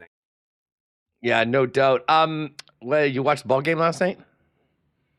Which one? Blue Jays? Baseball, yeah. Oh, yeah. It was a much more enjoyable experience. That was a response. I mean, listen, the first inning, like with the walk and then J-Rod going deep again, you're like, oh my God, here we go again. But man, did the Beebs lock it down after that. I mean, striking out the side in the second I thought was huge. That gave the team some juice. And then, boom. I mean, once they got that going, I mean, the Jimenez homer to tie the game at 2, I think was just what they needed to sort of exhale. And then you get to the top of the lineup, and Vladdy and the rest of the guys took it away. I mean, I was saying to Remis earlier, I think this is the game tonight for this series. I mean, I think if Seattle wins this, it's 3-1, going to be really tough to come back. If the Jays, though, can follow up what they did last night with another win, and listen, Psycho Mad Max on the hill and what could be his final. I mean, it's time for a legacy game by the old man tonight. I was gonna say, does the old warhorse have one more left in him? I mean, it's been a rough go for a lot of the season, but we're seeing Toews kind of pull something off. Like sometimes you just put these legends in situations and they can elevate when all logic dictates to expect the opposite. So I would love it. It would be an amazing story there. But you're right that Bieber, the 5th inning was the big one where he was able, things were kind of don't want to go to the bullpen at this point. He was able to get out of it. They put up a few more runs, and it's a low-stress game the rest of the way there. But you have to feel so much better that the Jimenez home run basically was the floodgate opener, because it's easy to forget now, but this team was glacier cold at the end of the regular season, and they almost blew the division and all that, and then the bats got hot at the right time. They were able to keep it going against New York. Hopefully, this is basically a repeat of that, where it was a couple cold games against the Mariners in Toronto, and they're able to light it up again in Seattle. And those weren't cheapies either, Huss. Those were, you hit a couple 440 footers to the middle of the Mariners Park. You're putting some solid contact on the ball. So I'm looking forward to it. And I'll say this, I mean, they've had a tough time, and listen, they weren't getting enough guys on base to begin with in those first couple of games, and then we were having a tough time putting anybody across the plate. But man, we saw Kirk do it again last night, and as a card-carrying member of the Alejandro Kirk Appreciation Society, it did dawn upon me, I'm not sure there's too many better 2-out runners in scoring position hitters than Kirk. I mean, he is a professional hitter, and he understands it as well as anyone. What's my best chance to get on base, to move these guys in? Did it again last night, and then, of course, did it in a big way with the bomb. So couldn't have gone much better. For everyone that was wondering, they need a strong pitching performance, you got to get the bats going. It all happened right now, and really leads into a lot of intrigue going into this game tonight. How refreshing is it to see basically anybody not take a home run swing? For centuries, baseball had proven that, hey, singles score runs too. Putting the ball in play. I mean, the Royals won a World Series because they had a 2-year dominant run, because it was hey, getting the ball into the field tends to work out when and 6-inning games with 3 flamethrowers that just took the 7, 8, and 9. Well, and the Mariners are sort of that team. Yeah, the Mariners are the opposite. They're the new team. They had however many home runs. They also had 25 strikeouts in those 2 games. But listen, when you're not striking out, it's going out of the park. It can be quite effective. Can't wait for the game tonight. I mean, we got the Jets Flyers at 6, 7:30, and then, of course, the Steelers Bengals game, too, for those that observe. Great stuff. Fill people in on what's cooking on Skates and Plates. Yeah, it'll be out tomorrow, the new episode. So just break down the Jets Flyers. So it should be a good one. We'll see if we get a rosary game, but either way, it'll be out there tomorrow morning. Appreciate it, pal. Have a great weekend. You too. We'll talk soon, guys. All right, there's Brandon Rewucki. We will get into a little football talk. Josh Frey-Sam's going to jump on a little later on. Patty from Coolbet's going to join me at the end of the program. We've had a very nice couple of days with our parlays. Beautiful Jays winner last night. We had the hockey wins the night before, so we'll check in with Pat. And I think Connor and Remo are going to jump back in just a few minutes before Josh joins us. But, hey, we got into the clean line lines earlier today. Of course, it is so great to have our friends at Winnipeg's top plumbing, heating, and electrical service on board with us. Cleanline.ca is where you'll find them. Over 40 years in the business for Cleanline, as you can see on the screen. Captain approved. Look at Adam Lowry in that nice Cleanline shirt. And that's why they are the official plumbing service of the Winnipeg Jets, and of course, proud supporters of the Winnipeg Jets as well. They do it all for you, folks. Extensive commercial business, and of course, residential service to help you when you're most in need with 24/7 emergency plumbing services. Not to mention Red Seal Winnipeg plumbers, faithfully serving the Winnipeg area and beyond for over 40 years, with the dedication reflected in their availability, offering emergency drain cleaning 24/7 right here in the city. Of course, they've also got offering CAA awards. Check them out, cleanline.ca. Emergency numbers there. Hopefully you won't need them, but for all your plumbing, heating, and electrical needs, lean on Cleanline, the official plumbing service of the Winnipeg Jets. Great night to be at your local Boston Pizza tonight. Jets dropped the puck just after 6. We got the football game at 7:20, and then the Blue Jays main event tonight. Jays Mariners game 4. Pop by your local BP and check out the new Flight Club menu. The pizza flights are back. Wing flights are now in full effect. 15 wings in your choice of 3 flavors. Now they've got chicken bite flights served in Thai, pineapple, habanero, and honey garlic flavors, and the fry flights, classic yam, and the garlic parm fries as well, with a couple of different dips. When you order, you can also spin the BP prize wheel, of course, for the Jet game tonight. They've got their pick a player contest, and find out how you can win a chance for BP's grand prize trip to California to see Winnipeg play Anaheim in late February, including flights, hotel, and amazing game tickets. We've also got great Blue Jays hoodies to give away at local BP. So make it Boston Pizza tonight for an incredible sports night. And of course, again, coming up this weekend, our friends at Royal Sports have been moving some merch these days, folks. And those are Winnipeg Jet jerseys with 19 on them. A lot of love for Jonathan Toews' return. I think people are really excited with the way he's looked. If you've been waiting to get that JT jersey or your favorite player, head on down to Royal with the biggest selection in town. All the jerseys customizable with your favorite player's name and number or your own. Not to mention great Bomber merch as the push to the playoffs continues. The best selection of NFL merchandise around. And Royal Sports, for all you hockey players, is the hockey superstore for over 50 years. Pop down and see him, 750 Pembina Highway. And, of course, follow them on Instagram at Royal Sports Winnipeg for the latest merchandise drops and sale information. Connor's going to jump on. We'll talk a little bit more about this game tonight and, of course, Blue Jays. First up, let's give a big cheers to Winnipeg's favorite local brewery, our friends at Little Brown Jug. You train day in and day out, learning new techniques, approaching new concepts, and living out the thrill of achieving your goals. Building a craft beer is no different. While you spend your hours on the ice, we spend ours here, brewing our trademark beer. Again, and again. Here's to pushing the status quo and challenging ourselves to build something memorable. 1919 by Little Brown Jug.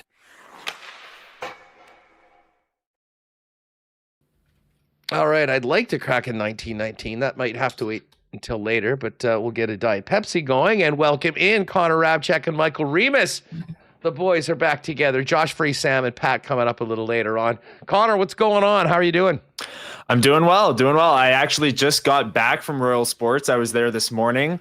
Shout out my little brother, Luca. It's his birthday today. He's turning 15. So I thought I'd go there and find something for him, and walked in and went, maybe a gift card, because there's way too much. Good luck and that choosing. That decision can't be mine. And my brother will have a field day in that store. So I got him a gift card. That is some great stuff. I mean, what what a night we've got on tap here. I mean, we'll kind of dial into the Jets just in a minute with your thoughts on the team through the 3 games and going forward. But big win for the Blue Jays last night. The series is on, and I am just so excited to see what we've got from Scherzer. I mean, as Kevin Kay said, he's going to be in a straitjacket throughout the day and probably in between innings. But when you unleash Mad Max, I think he's got another good one in him, and he's certainly not unfamiliar with the stakes or the moment. Yeah, and listening to Max Scherzer speak a couple days ago, like he tap danced around saying that he was hurt down the stretch, so much so that like you almost have to believe that he was pitching through a number of things in the time that he was struggling. So if you really do want to believe, which has kind of been the theme of this Blue Jays playoff run, being down 2-0, going on the road with 3 straight games and pulling that one out yesterday. Yeah, I believe in Max Scherzer. I think it's going to be Mad Max. I agree with you, Huss. I would not want to go anywhere near Max Scherzer today. He's going to be so dialed in. And if he's healthy, and the Blue Jays broadcast brought up a few days ago that he pitched a 95 pitch simulated game a few days ago, if he's healthy and ready to go, why not? Let's go. Let's turn back the clock, Max Scherzer, and make this a series, because this series has been so much fun. I mean, it's been kind of blowouts each way. Game 1 was the closest, and then followed by 2 blowouts for either team. But I agree with you, Huss. I think whoever wins this game tonight has the upper hand on the series, even though if the Jays win, it'll be 2-2, but they'll have all the momentum. Remo, I mean, listen, I know you're somewhat conflicted as a Mariners fan, but realizing that for the good of everyone else here, for the show, we would like a Jays win. Series on tonight, but the Scherzer start, I'm interested in your perspective, kind of not having a rooting interest for the Blue Jays, on just how quickly they have been to pull starting pitchers, last night notwithstanding, and how quick the hook might be for Scherzer, who did have a couple sketchy starts down the stretch. Yeah, I think they have a feel of, they don't want guys going 3 times through the order. They're going to look at velocity and performance, and they aren't afraid to pull a guy quickly. Their bullpen should be rested, having had a wide margin of victory, not having used their high leverage guys. And you look at Scherzer's last couple starts, 4 innings against Milwaukee in an 8-4 win, gave up 4 runs. He had 4.1 innings at New York Yankees, giving up 4 runs. He did have a nice start against Baltimore, 5 innings. We talked about the one in Kansas City, 2/3 of an inning with 7 earned runs. And you look at the start against Boston, 5 innings and another 4 earned runs. So he's given up exactly 4 earned runs in 3 of his last 5 starts, with one of those starts being 7 and 2/3 of an inning. So you look at the recent games, haven't really gone well. He's probably not going to go deep, so I'm sure they're prepared for an early hook if needed. But hey, that was regular season. He's had some time off. He's certainly a gamer. And what a night for the 40-plus crowd on national TV. You got Max Scherzer starting the ALCS, and then also Joe Flacco versus Aaron Rodgers. Yes. And Thursday night football. So it's Absolutely. the night for guys who are 40 plus. Old guys everywhere stepping up and making it happen. Well, listen, while we're talking about guys that are maybe on the back 9 as opposed to the front 9, as we transition over, I mean, Connor, I know you've been paying attention, and we've been talking all week. I'm coming out of the Monday game about just how good Jonathan Toews has looked so far through 3 games. I mean, I'll give it away. I'm calling a goal tonight. And maybe I've just kind of hyped myself up so much over these conversations with no game for the last couple days, but pretty hard not to look, considering kind of what we were expecting, what we were, waiting to see. And from what we've seen through 3 games, I mean, it's been a very, very nice ad as the team tries to, get through this period without Adam Lowry and Cole Perfetti. And the loss of Lowry, I think, really showed on Monday with just how much Jonathan Toews was playing, especially in the 3rd period, holding down that lead. Yeah, absolutely. And that was something that we talked about coming into the season, Huss, is that without Adam Lowry, Jonathan Toews, while we were maybe buying his stock for more of the back half of the season, he was going to have his biggest opportunity in the front half of the season, because Adam Lowry was going to be out the first couple of weeks. And I'm agreeing with you and Remo. I thought he's looked great so far in the first 3 games and gotten better each and every game. I do think we all need to take a collective deep breath here and stop mentioning Team Canada when it comes to Jonathan. We're not mentioning Team Canada. We're mentioning that it might be mentioned in 2 months. Okay. We're not mentioning it now. We're mentioning that.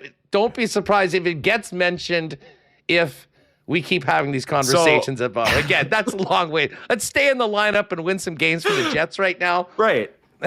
Right. So let me say, like, Jonathan Toews has been good. There's no chance he's been better than Mark Scheifele through 3 games, and those 2 players are probably fighting for a Team Canada spot. So I do think we need to slow down on that mention before the mention, Huss. Yeah. But I will say he's looked better every game. He's dynamite in the faceoff dot, as we expected. And Liz brought this up on our latest post-game reaction as well. Him getting better each and every game in the faceoff dot maybe is a sign of his hands and his timing coming along slowly but surely. And in the New York game, I thought he made some very poised plays, especially on the second power play unit, which was really dominating, the time of possession on the 2-minute power play because they were just out there. And the first unit really didn't have a chance to get out because the second unit was just generating so much. But I will say Jonathan Toews, he's always on the right spot. Hockey sense was never a question. It was about timing in the hands, and those seem to be coming along each and every game. And I said before the season that if he was a bottom 6 center that won 60% of his faceoffs and put up, anywhere from 30 to 40 points, I'd consider that a win and win his minutes. I might need to adjust my expectations because just through 3 games, I've been pleasantly surprised with Jonathan Toews so far. Sounds like, and again, Arnie was a little coy, but I think you could tell by the smile on his face when Ken asked him earlier that right. It does look like Parker Ford's going to get a chance to play tonight. And we all remember what he did in his first NHL game last year in front of friends and family not too far away from his Rhode Island home in Boston, making it happen. Listen, I'm hoping first off that Nyquist is good to go and Kyle Connor's good to go first and foremost, but I'm sort of here for giving Parker Ford a little look. It's going to probably come at the expense of Chibrikov. We haven't talked a lot about him. There hasn't been a lot to talk about really so far. What do you make of Parker Ford getting a chance tonight? And what does this say about the start of Nikita Chibrikov? Does he need to do more? Yeah, Nikita Chibrikov, I've liked moments. He's been, a little less noticeable than I think I would have projected right off the bat here. It is, worth mentioning that he's coming off of that major knee injury. And while he did look good in the preseason, regular season hockey is a different animal as opposed to the preseason. And he might need a few games to kind of get acclimatized, if you will, to the NHL speed, a guy who really hasn't played much in the NHL in his career as well. So I think it's fair that he's at a bit of a slower start. I thought he was starting to generate a little bit more. Nikita Chibrikov also is a guy that's always going to be in the battles. He's not going to hurt you either with bad turnovers. He's very smart with the puck. So I haven't hated Chibrikov. Obviously, we'd like to see him do a little bit more with the opportunity that he's been getting, but I don't mind putting Parker Ford in. I thought he had a great camp. I thought he was good in that final preseason game when he played with Koepke and Barron on the 4th line. And I do think that, that 4th line of Koepke, Barron, and Ford, if that's what it ends up being, I'd like to see them play a lot. And I know Scott Arneil hasn't been shy to play his 4th line this season, especially with the emergence of Morgan Barron. But that's a line I think can really, forecheck well, has a little bit of skill, as we've seen with Morgan Barron to start the season here, and kind of be very defensively responsible as well in their own end. So I think that's a 4th line that you can give a lot of responsibility to. And whether it's Koepke or Morgan Barron or even Parker Ford in training camp or Nikita Chibrikov through the first 3 games, I think the identity of that line is going to remain the same. And I've liked what I've seen from all of those players so far. So I'm excited to watch that 4th line if it is Koepke, Barron, and Ford. Remo, as we talk about that 4th line, I mean, Morgan Barron, to me, has been the story, and both at 5-on-5 and on the PK as a real dangerous weapon. And I just, Connor just mentioned, what he's done goal-scoring-wise. I got to wonder, and I'd love someone to ask him, like, if he was at these skates all summer out in Nova Scotia where he was getting, like, tutoring by Sid after the game or something. Because, like, the finish that he had on the goal on Monday, going straight top shelf from, like, inside the blue paint, was, I'll be honest, that was a club I did not know he had in his bag. You saw that a bit last year where he had the breakaway move coming down the wing. You saw it in the finish, in that opening game against Dallas. He knows what to do on the breakaway, and we've talked about it for a while. You look at the NHL Edge stats from last season. You got to wait for a bigger sample size from this year, but Morgan Barron was among the fastest skaters in the league, fastest forwards. He was, winning the Jets, the skills competition that they had here. So Morgan Barron, we've been talking about him for a while. The opportunity available for him to grab a bigger role, and it's amazing to look at. You want to talk about hot starts for Morgan Barron to have the points that he has on the Winnipeg Jets without getting the power play time. He does have the shorthanded goal, but I think really impressive for him, a guy who's got 4 points in 3 games with 2 goals and 2 assists. That's good enough for third on the team behind Mark Scheifele and Kyle Connor. And again, he's getting bottom 6 minutes, no power play time. Really, really impressive start to him with the 1 shorthanded goal. Yeah, and Connor, just while we're on that, he has been obviously scored that first of 2 shorties in the Dallas game to sort of try to get the Jets back into the conversation and make an exciting finish, which they certainly did. And I know you and Liz have been referring to it as the power kill. Yes. I'm here for the changes that they've made and adding in. We're seeing a lot more Kyle Connor. We're seeing some Mark Scheifele, which changes it out. But again, and Morgan Barron, who will be a mainstay regardless of who's in or out of the lineup.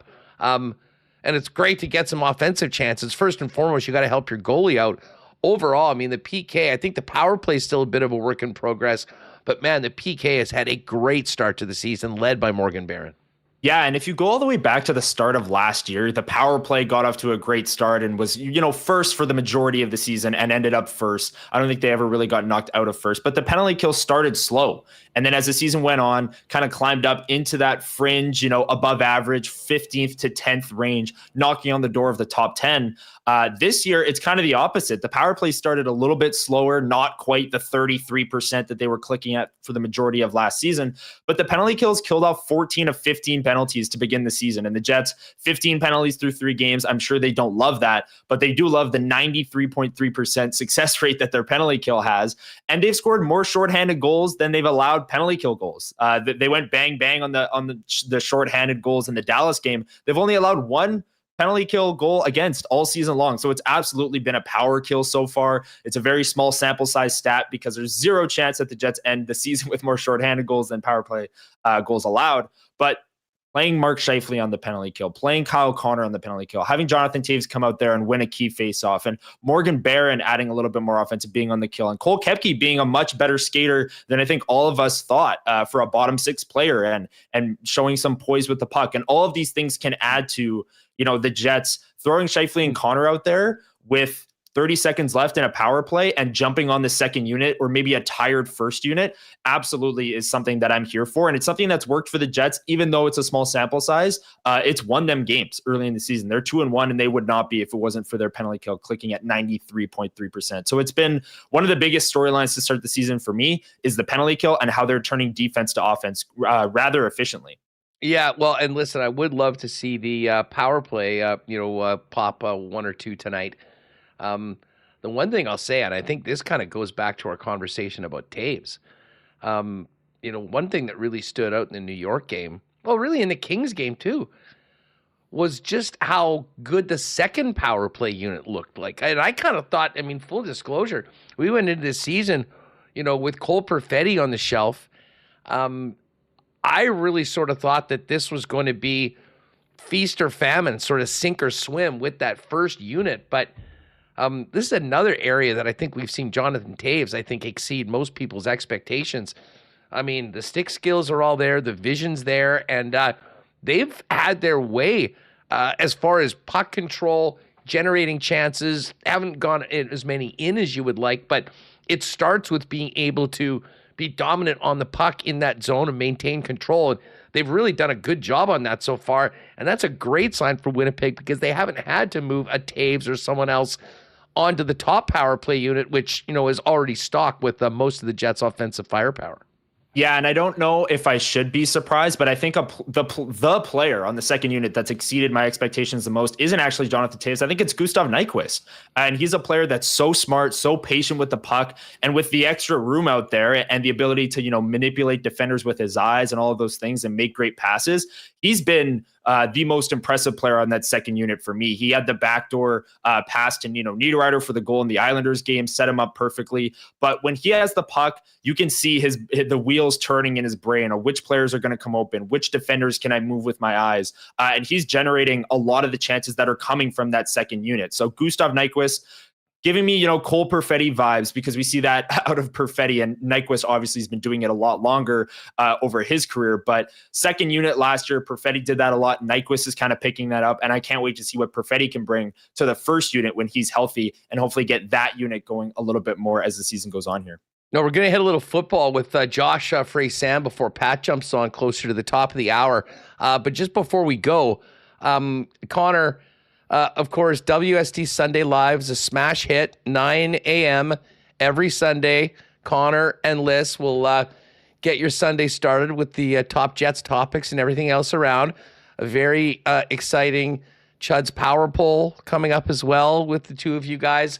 But for people that didn't know, fill people in on our new additional post-game content that you're going to be firing up after every game outside of Saturdays, just because it becomes somewhat redundant when you're live at 9 a.m. talking about the same stuff. But it's go time again for you tonight. Oh, yeah. I can't wait. WST post-game reactions. We've done 3 of them, or this will be our 3rd, so far this season tonight against the Philadelphia Flyers. Remis is actually going to jump on. Liz is unavailable tonight, so it's going to be Remis and I breaking down the game. Oh, the heavy hitters. The video. Oh, yeah, the heavy hitters. Well, it'll be mid-Mariners game, so we'll have to get out of there quick. But we will be on the WST channel breaking down the game. And the Chud's PowerSports Power Polls, Huss, on Sunday Live have been awesome. Last weekend, we ranked our top 5 goal songs. It's very, very scientific. A lot went into that. So it's been an absolute blast so far this season. You know what? Just a quick note on the goal songs. I was outraged. I almost wanted to stage an intervention when I heard that Hellebuck changed his song from Gangnam Style to some Riley Green song. Like, if you win the Hart, the Vezina, and the Jennings, you can't change anything. Yeah, this was absolute insanity. Someone needed to step in and say, Connor, what are you doing? We're playing Gangnam Style this year. Like, you have no choice.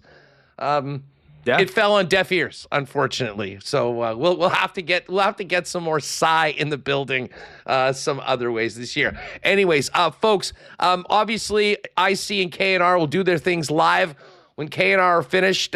Usually at some point, even during it, the new content will be up. So if you want more on tonight's game, just head on over to the YouTube channel later on tonight or tomorrow morning.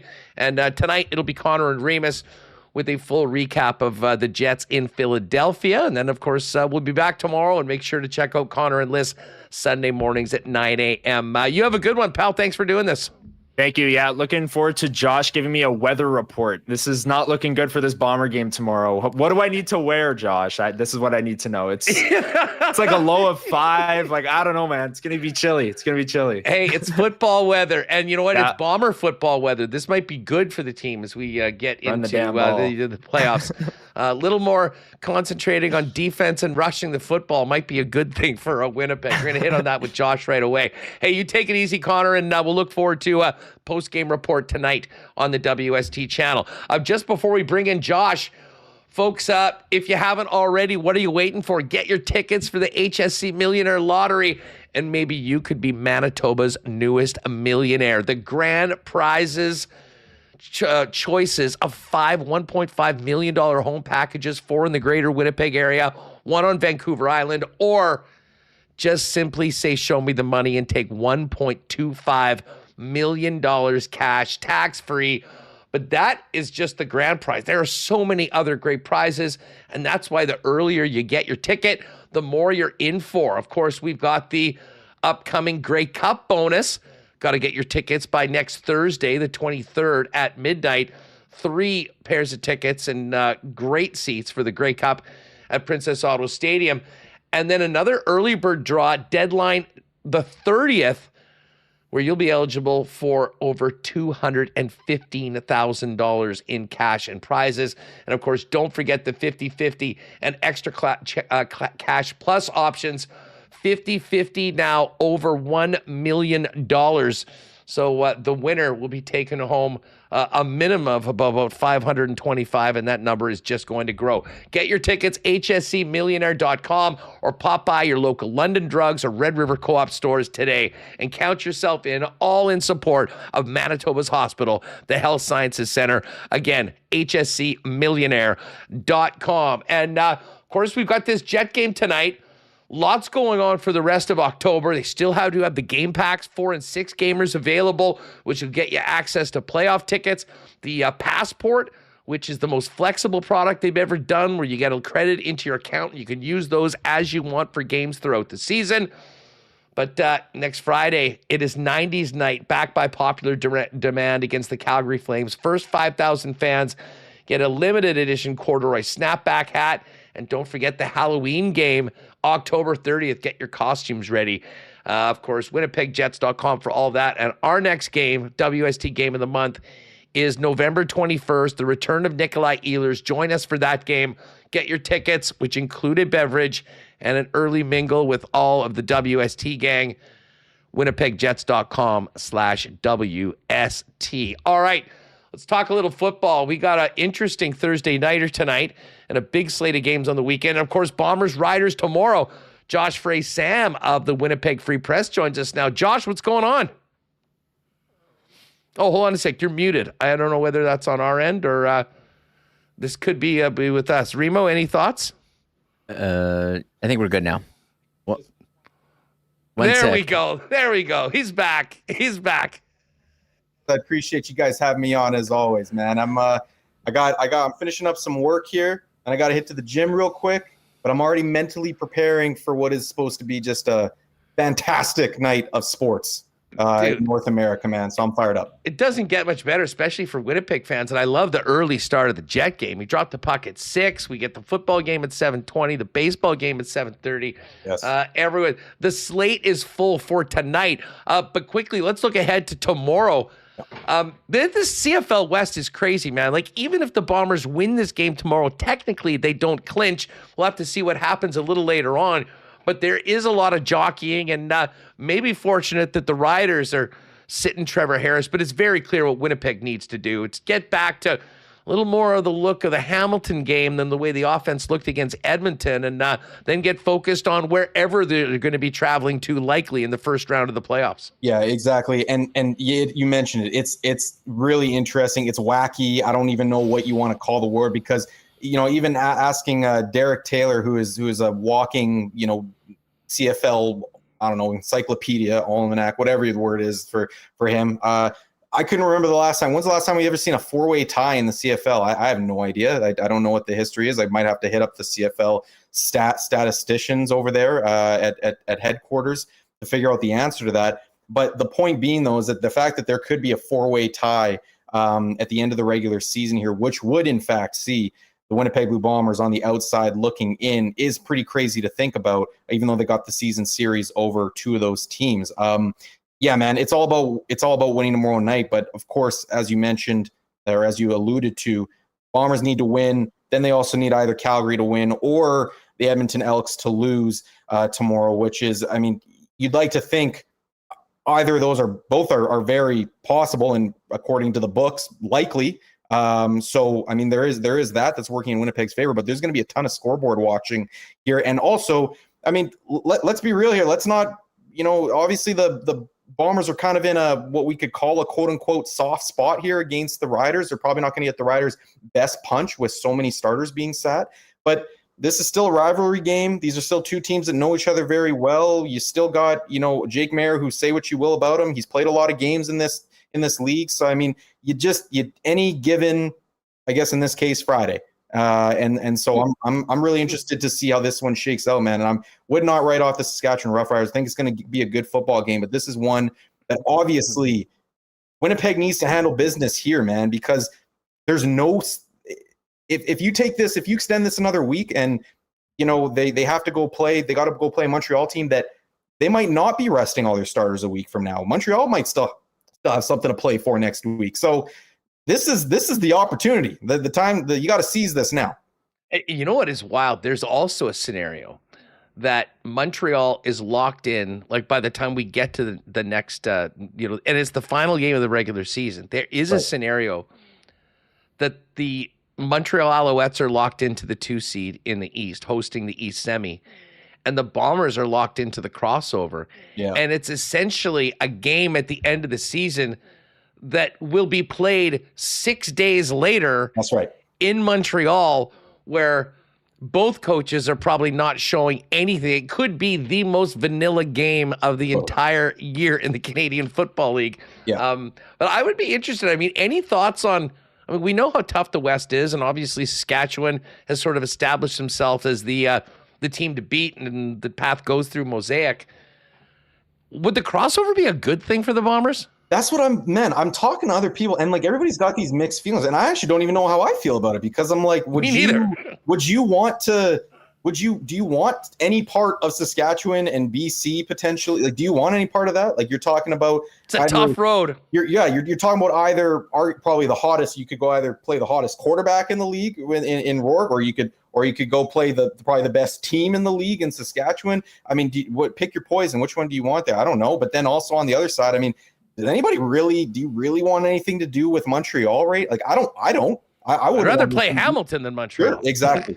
And so that's what I'm saying. Do you want Montreal would be a very difficult first round. I mean, I think maybe the quote unquote perfect world might be the crossover to play Hamilton and see if you can't put your foot on their neck again for the second time in a month. And so that would be kind of maybe the best case scenario for the Bombers. But then again, you're talking about, do you really want to wish to play Bo Levi Mitchell? I don't know. And Kenny Lawler and all the weapons that they got over there, that's a tough ask. So I think if I were to choose one, Huss, I think maybe I'd still say the East, go through the East, but that's a tough ask, man. I mean, I just look at, again, the overall difficulty of playing Saskatchewan. And then again, I just don't know if anybody wants to even mess with Nathan Rourke right now. Well, and that's the thing. And I mean, if you're going to win the whole thing, you're going to have to beat some good teams along the way. I think, based on, what we're talking about here and the path in both, I mean, I actually do think that, I mean, like, there's no guarantee you're going to beat Montreal. Far from it. There'll be an underdog in that game. Right. But I think the possibility of beating Montreal and Hamilton probably better than going into both BC, despite the success the Bombers have had against Nathan Rourke, and then into Mosaic. But you're going to have to beat Saskatchewan at some point, and meeting them at home in the Grey Cup, a battle of the two prairie rivals for the championship, would literally be the best case and perfect scenario. Maybe not for the league, but for everyone in Winnipeg for Grey Cup weekend. Huss, I have a question for you. What do you think about the BC probably maybe not hosting a game, maybe them having to go outdoors for back-to-back games? Like, they're the only team in the CFL that you might be able to write this narrative around, right? Just a dome team going out on the road. Now, maybe you could say, maybe Calgary's not as going, if they have to go to Calgary, maybe that's not a huge deal, whatever. I don't know. But going to Saskatchewan in October, what do you think about that? Is BC a team that might be poised for even a letdown potentially, even as hot as Nathan's playing? Do you think that that's a team that maybe could be poised for a letdown just based on the fact that they are a dome team? Put it this way, I don't think I'd be picking them. I think I would be fading them, and I think the Riders are going to be really tough to beat. I mean, we know how important that bye week is, the extra week of preparation. They've said that they are selling that game out. They'll have the fans behind them. BC is one of those teams where I think they kind of blew it earlier on in the season. I mean, if they'd had a better start and they were in a position where they could have won, that's a real tough ask to go into BC on the fast track with the way that they're playing. And the defense has come around a bit. But again, this is the time of year where it's defense and the running game. I mean, the bread and butter of Blue Bomber football for the last sort of 5 years, that often is the difference in the playoffs, that it isn't quite the same in the regular season. So I'm still not really buying BC as a team that could do it. But again, great quarterback play can trump a lot of things. And Nathan Rourke is doing exactly that. Hey, quickly, I want to get to the NFL. We got 81 years of starting quarterback going at it tonight. Aaron Rodgers, 41 with the Steelers, and Joe Flacco continuing his AFC North tour, completing it with the Bengals. Bengals at home, 5-point dogs in this game. Pittsburgh in complete control of the division. Is this a game that you think the Bengals can be in? Yes. I kind of thought Cleveland would be in that game with Pittsburgh last week. It didn't really go that way, but to me, the Bengals' offensive weapons can actually be utilized with Joe Flacco. The one thing he can do is throw it half the way down the field to a Jamar Chase, a T. Higgins. I'm still not sure Pittsburgh's as good as their record is right now. What are you thinking for Thursday Night Football? The icy hot bowl is what Cam Hayward I think coined it, man. The icy hot bowl. Amazing. So man, I'm looking forward to this, dude. Yeah. So here's the thing. I think if you're handicapping this game, the one thing that you kind of got to look at is how serious are you taking the Pittsburgh Steelers defense right now? Because this is a team that really, frankly, has looked better, but what's the quality of competition they've looked better against, right? And so now you're talking about going against Joe Flacco here, which, I mean, say what you will. We know what he brings to the table, that veteran presence. You know what the receivers and the weaponry bring. So to answer your question, yes, I think that the Bengals can hang around in this game. I think my play in this game is probably going to be a teaser, teasing the Bengals here to I guess that would be plus 11 or something, plus 11.5, and then the over as well. I think is probably what I'm going to tease it. But I think that's the biggest question. If you want to take a side straight up, is how much do you value the Pittsburgh Steelers defense right now? And because the offense, this is a team that's probably going to be in tight games all season. I don't see the Steelers as a team that's going to be covering spreads all season. But if you think the Steelers defense is as legit as it's kind of looked over the last few weeks, then I think you would probably lean Pittsburgh. If not, then you're probably leaning the Bengals way, because I think that Joe Flacco can do enough, especially you're talking about a divisional game here on a short week. There's so much that goes into this. I see this as being one of those tight divisional affairs. So if you're talking about, gun to my head, I'm probably taking Bengals on the side. Yeah, I think I'm going to take the points, the home dog in this game. And as I say, I'm hoping my guy T. Higgins, who I acquired from you in a trade, can actually be somewhat serviceable tonight. He's getting the start. I desperately need a win. It's been a bit of a disaster season right now. I've had a couple tough losses, lost some guys. Yeah. Hey, couple quick rapid fires for you. Yeah. Are the Ravens done at 1-5? Yeah, I have them out. I mean, done is, I still think that they're going to be in the conversation playing meaningful games in December. Don't get me wrong, but and even early January, of course. But this is a team that I think it's just too much to overcome. You're talking about a team that has underperformed on both sides of the ball, and even with when Lamar gets back, I don't know when Lamar gets back if he's even still at 100%. And so I'm sure he'll still do what he does, and I think he's going to have them in the conversation. But overall, I think this is just too big of a mountain for the Ravens to overcome. There's a couple of stats that are floating around in my head right now that I can't remember exactly, but just the start for the Ravens based on their preseason expectations, history would tell you that the Ravens they're toast in this spot. And so not a lot of wiggle room now with the 5 losses, and they were still the favorite to win the AFC North going into last week, but with the Steelers winning, with them losing, it's sort of next year time. Now, my pal Pat Gregoire that's going to join next, he may need to plug his ears for this question, but a month into the season, the Bills were the clear Super Bowl favorite and AFC favorite.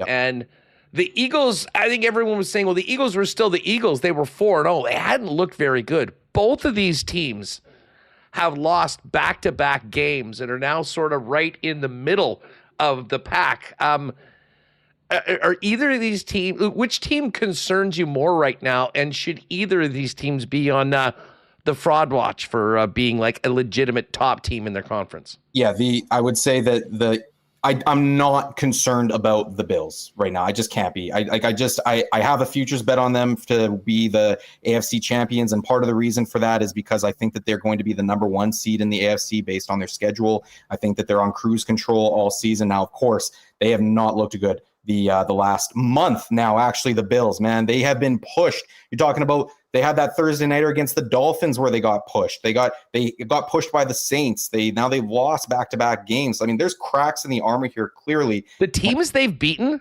are 3-21. That's what I'm saying. So, you're talking about there is at this point in the season, I could see why people are concerned about the Bills, but they're long term. No, I'm not concerned about the Bills. Now the Eagles, with Patello calling the offense, there is something there where I think he needs to figure something out, adapt, evolve as a play caller, or as we go on here, because how vanilla this Eagles offense is, it's boring. It's painful to watch the Eagles offense. Really, the way that he's the lack of movement, the lack of motion that he's putting here, the lack of creativity that it looks like that there's going on in the Eagles offense. I think that's a little bit too much I think that's a little bit too much. If he does not adapt, that's going to be too much to overcome. And so, yeah, clearly, if you're giving me Eagles and Bills there, I'm way more concerned about the Eagles. I think the Bills can definitely turn it around. They got Superman over there, but they might need, the one thing I'm worried about with the Bills is just, it feels like there's a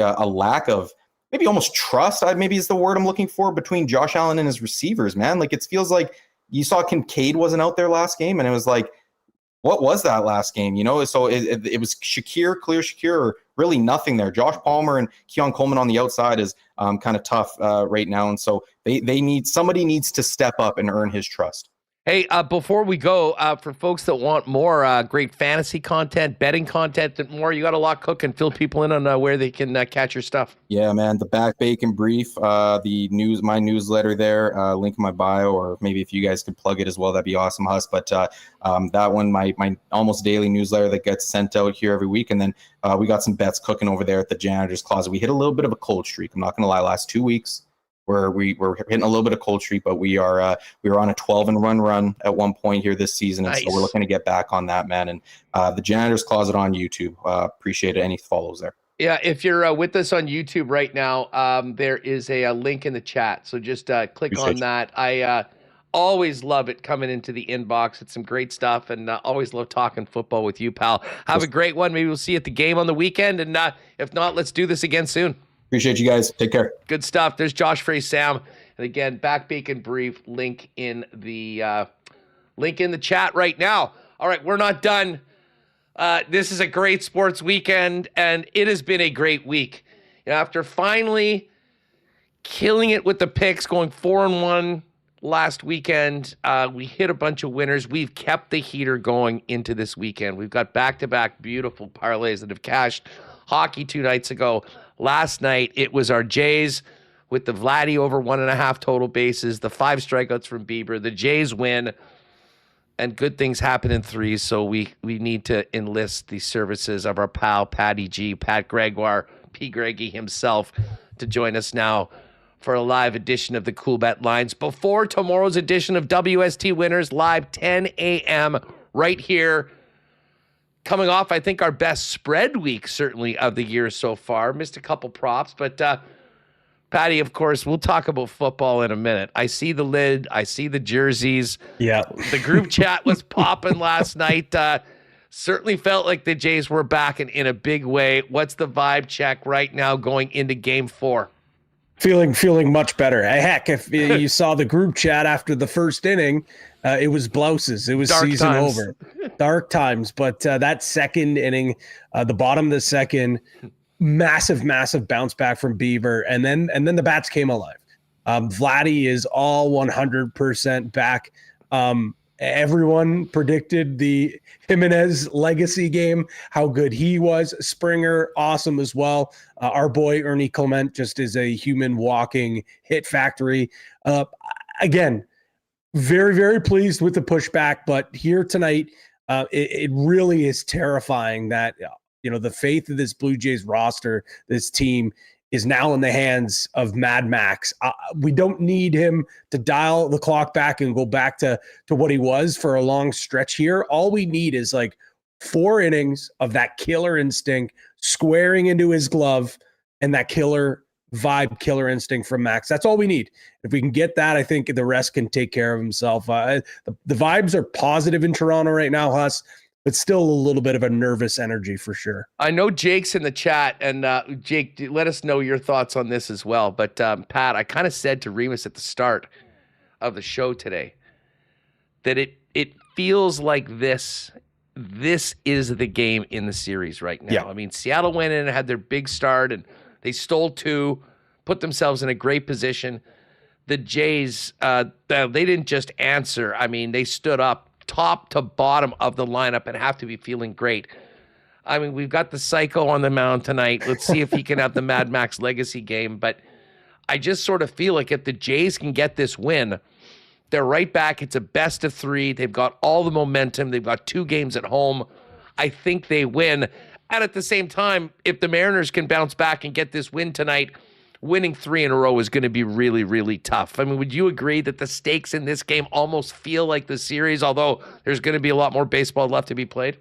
Totally. I mean, I think you nailed it completely. I think if the Jays are 2-2, and even if they lose the next game in Seattle, you know, knowing that you're going to have to win 2 in a row at home feels a lot more of an easier task. Heck, if they go up 3-2 and go home knowing they only have to win 1, they're feeling even better about this. But I think it's doom and gloom if all of a sudden now you have to go up against this absolute killer of a lineup. Let's be totally honest. Like, I know the Jays beat the brakes off that team last night, but there was a few times later in that game where you're thinking to yourself, oh God, thank God they put up 12 runs here, because a couple of those solo shots don't go. And all of a sudden, this is looking like a completely different game. The Mariners have the capability to turn a game on with just the swing of the bat. I mean, J-Rod's been unbelievable. We know Big Dumper with a swing of the bat, he can change a game as well. So it really feels like this game here is a true swing game for this series. I'm excited to see what Scherzer's got. And I watched that Royals game, his second last start, where he lasted 2/3 of an inning and just got absolutely torched, and came back, was a bit better against Boston, but he was off the DS schedule. He's coming back in. This is a guy with so much experience. I mean, the moment won't be too big for him. The question is, of course, is he going to be able to get it done? But I mean, I don't know what it is. If this was a regular game, I mean, during the regular season, it wasn't like I was rushing to the window to slam Max Scherzer bets.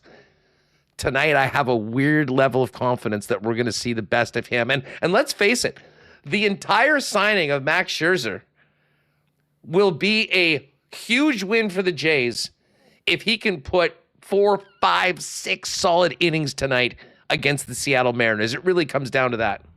100% it does. I think you like everything that happened, that Kansas City game that you mentioned, the way that his season started, not even being able to finish his first start, that will go out the window if he comes out here tonight and even pitches a solid, tidy 5 innings, because as much as the bullpen has been a very, very hard sticking point for Blue Jays fans, including myself, like if you can get 5 or 6 out of him here, the rest of the bullpen, and allowing John Schneider not having to completely go into bullpen mode, even though the one game it did work, you have a feeling that, other guys are going to be able to tidy this thing up and bring it home. And the fact that the night before the Jays go out and the bats come alive, you also know you're going to hopefully get that run support. You got it the night before, so feeling much, much better. You're right. I trust the vintage Max Scherzer. I trust the dog that is in him. And I think that's what you're going to get tonight. Yeah, he is a wily veteran. We don't need him. Like I said, we don't need him to reinvent himself or act like he's the old pitcher of before, but just grind it out, be smart, have that killer instinct. I think the Jays can be at a good spot here if that happens. All right, Patty, let's get to the board tonight. Coolbet.com, folks. If you haven't played there, use the promo code WST. Hook you up with a 100% bonus on your first deposit up to $200. As I mentioned, we've had winners the last couple nights. It's been very nice for the totals in the account. I have cooked up 2 exclusives already. I kind of gave this away earlier today, but we've been talking so much about Jonathan Toews. What better night than tonight to score his first goal as a Winnipeg Jet? It might be great to happen at home, but let's get her done. And tonight, I think, is the night. Jets to win and Jonathan Toews to score. The boys have taken care of us with a very nice boost, 7-1, plus 700. That is up right now in the exclusives under Winnipeg Sports Talk. And we've also put this together, Jays to win. And both of the big boys, I leaned last night for our winner. Who are the guys that needed to get it done? Well, it was Vlad and it was Shane Bieber. I think Vlad is still the guy that, is the catalyst for Toronto. So we're going to need to see Vlad. And coming off a 4-for-4 night, he's feeling it right now. We know what he's like when he gets hot. And I would say for the same thing, Cal Raleigh's under a lot of pressure on the Seattle Mariners side of things. I've got so much respect for what he does. So we're going to take Vlad over 1.5 total bases. Big dumper over 1.5 total bases. So 2 or more. And the Jays to win. And that one is locked in at plus 850. Those are both in the exclusives. But, Patty, what do we want to do? Do we want to take a pick from hockey, football, and baseball for a 3-gamer? I mean, yes. Gotta kind of take advantage of the slate. 1,000%. This doesn't happen so often where we get all 3 of these sports going on at the same time. So we got to do it. Just to let you know, I already did that for myself. But as you know, the props have been great to me, so I don't mind if I've got to give out another couple of props, or even if we decide with a side. But my Patty's prop shop for tonight, we were a Dylan Guenther point away from catching it last night. So here tonight, I'm going with Ernie Clement to get a hit. He's been so good to me. Got to keep with that. Going Matthew Nyes to get a point. He's playing on that first line with Austin Matthews. It's like only minus 164, which I'm beyond shocked because he's also getting power play minutes as well. And then rounding things out with a DK Metcalf touchdown. That's boosted up all the way from 499 to plus 574. So really like that one. Haas, anything jump off the page for you? I've got a handful of stuff that I would have no problem getting into. Well, I mean, I guess this is the thing. I will be taking the Bengals plus the points in this game. I like that too. And like if we want to just kind of do it a little bit more simple, we could take the Bengals plus the points. I mean, everyone wants to ride with the Jays. I mean, we're not touching the Mariners. I think if we're going on a side, we take the Jays money line. And then we pick a hockey game. And there's plenty of them. I think we've got the Jets parlay. We keep the Jets maybe off that. The rain. I would say, the Leafs. I'm worried about this game for the Leafs tonight for the Rangers. Too. They've been embarrassed at home. They haven't scored a goal yet in 3 home games. This is one of those spots that I think is a bit of a stay away. I mean, a couple road teams that I do like. I mean, the Avalanche are minus 167 against Columbus. I kind of figured that would come in more like around minus 200. I mean, the Avs are just an absolutely scary team. And I got a lot of time for Columbus. I think they're plucky. They might be in the mix to try to, compete for that 8th spot. But I mean, we're talking about 2 teams in very different area codes. So Avalanche, I would be into. Montreal Preds, Habs coming off of that big home opener win in overtime against Seattle. To me, the Panthers Devils is a bit of a stay away game. Ottawa gave up 8 last night to Buffalo. They're at home tonight against Seattle. To be honest, if you were looking to pick underdogs, that Seattle number might be one to look at. But I kind of finish up with, some Dallas is minus 172 at home against Vancouver. The Oilers are minus 164 in New York against the Islanders. We just saw them. They're not very good at all. And the Oilers, I think, got lucky. I mean, they sort of got that win on the back of Stuart Skinner in MSG. So, I mean, what do you think? Colorado minus 167 in Columbus, Dallas minus 172 at home to Vancouver, or the Oilers in New York? All the numbers are all relatively close, in between minus 164 and minus 172. I'm looking at that Oilers number, that was the one that jumped out at me the most. But you do bring up a couple great points, like how good have the Oilers been to start this year? I think when you just look at pure value, you are totally right. Like, on what planet is Colorado that number against the Jackets? Like, it really doesn't make sense to me. I know it's you're on the road, you're going to the East Coast, but like, I don't know. To me, I think Colorado is the much better team. I think we're getting really good value there. So I would lean there. The other one that I liked, you already mentioned it, was the Canadians at minus 150. I think that's what the number is against the Preds. The Preds are really bad.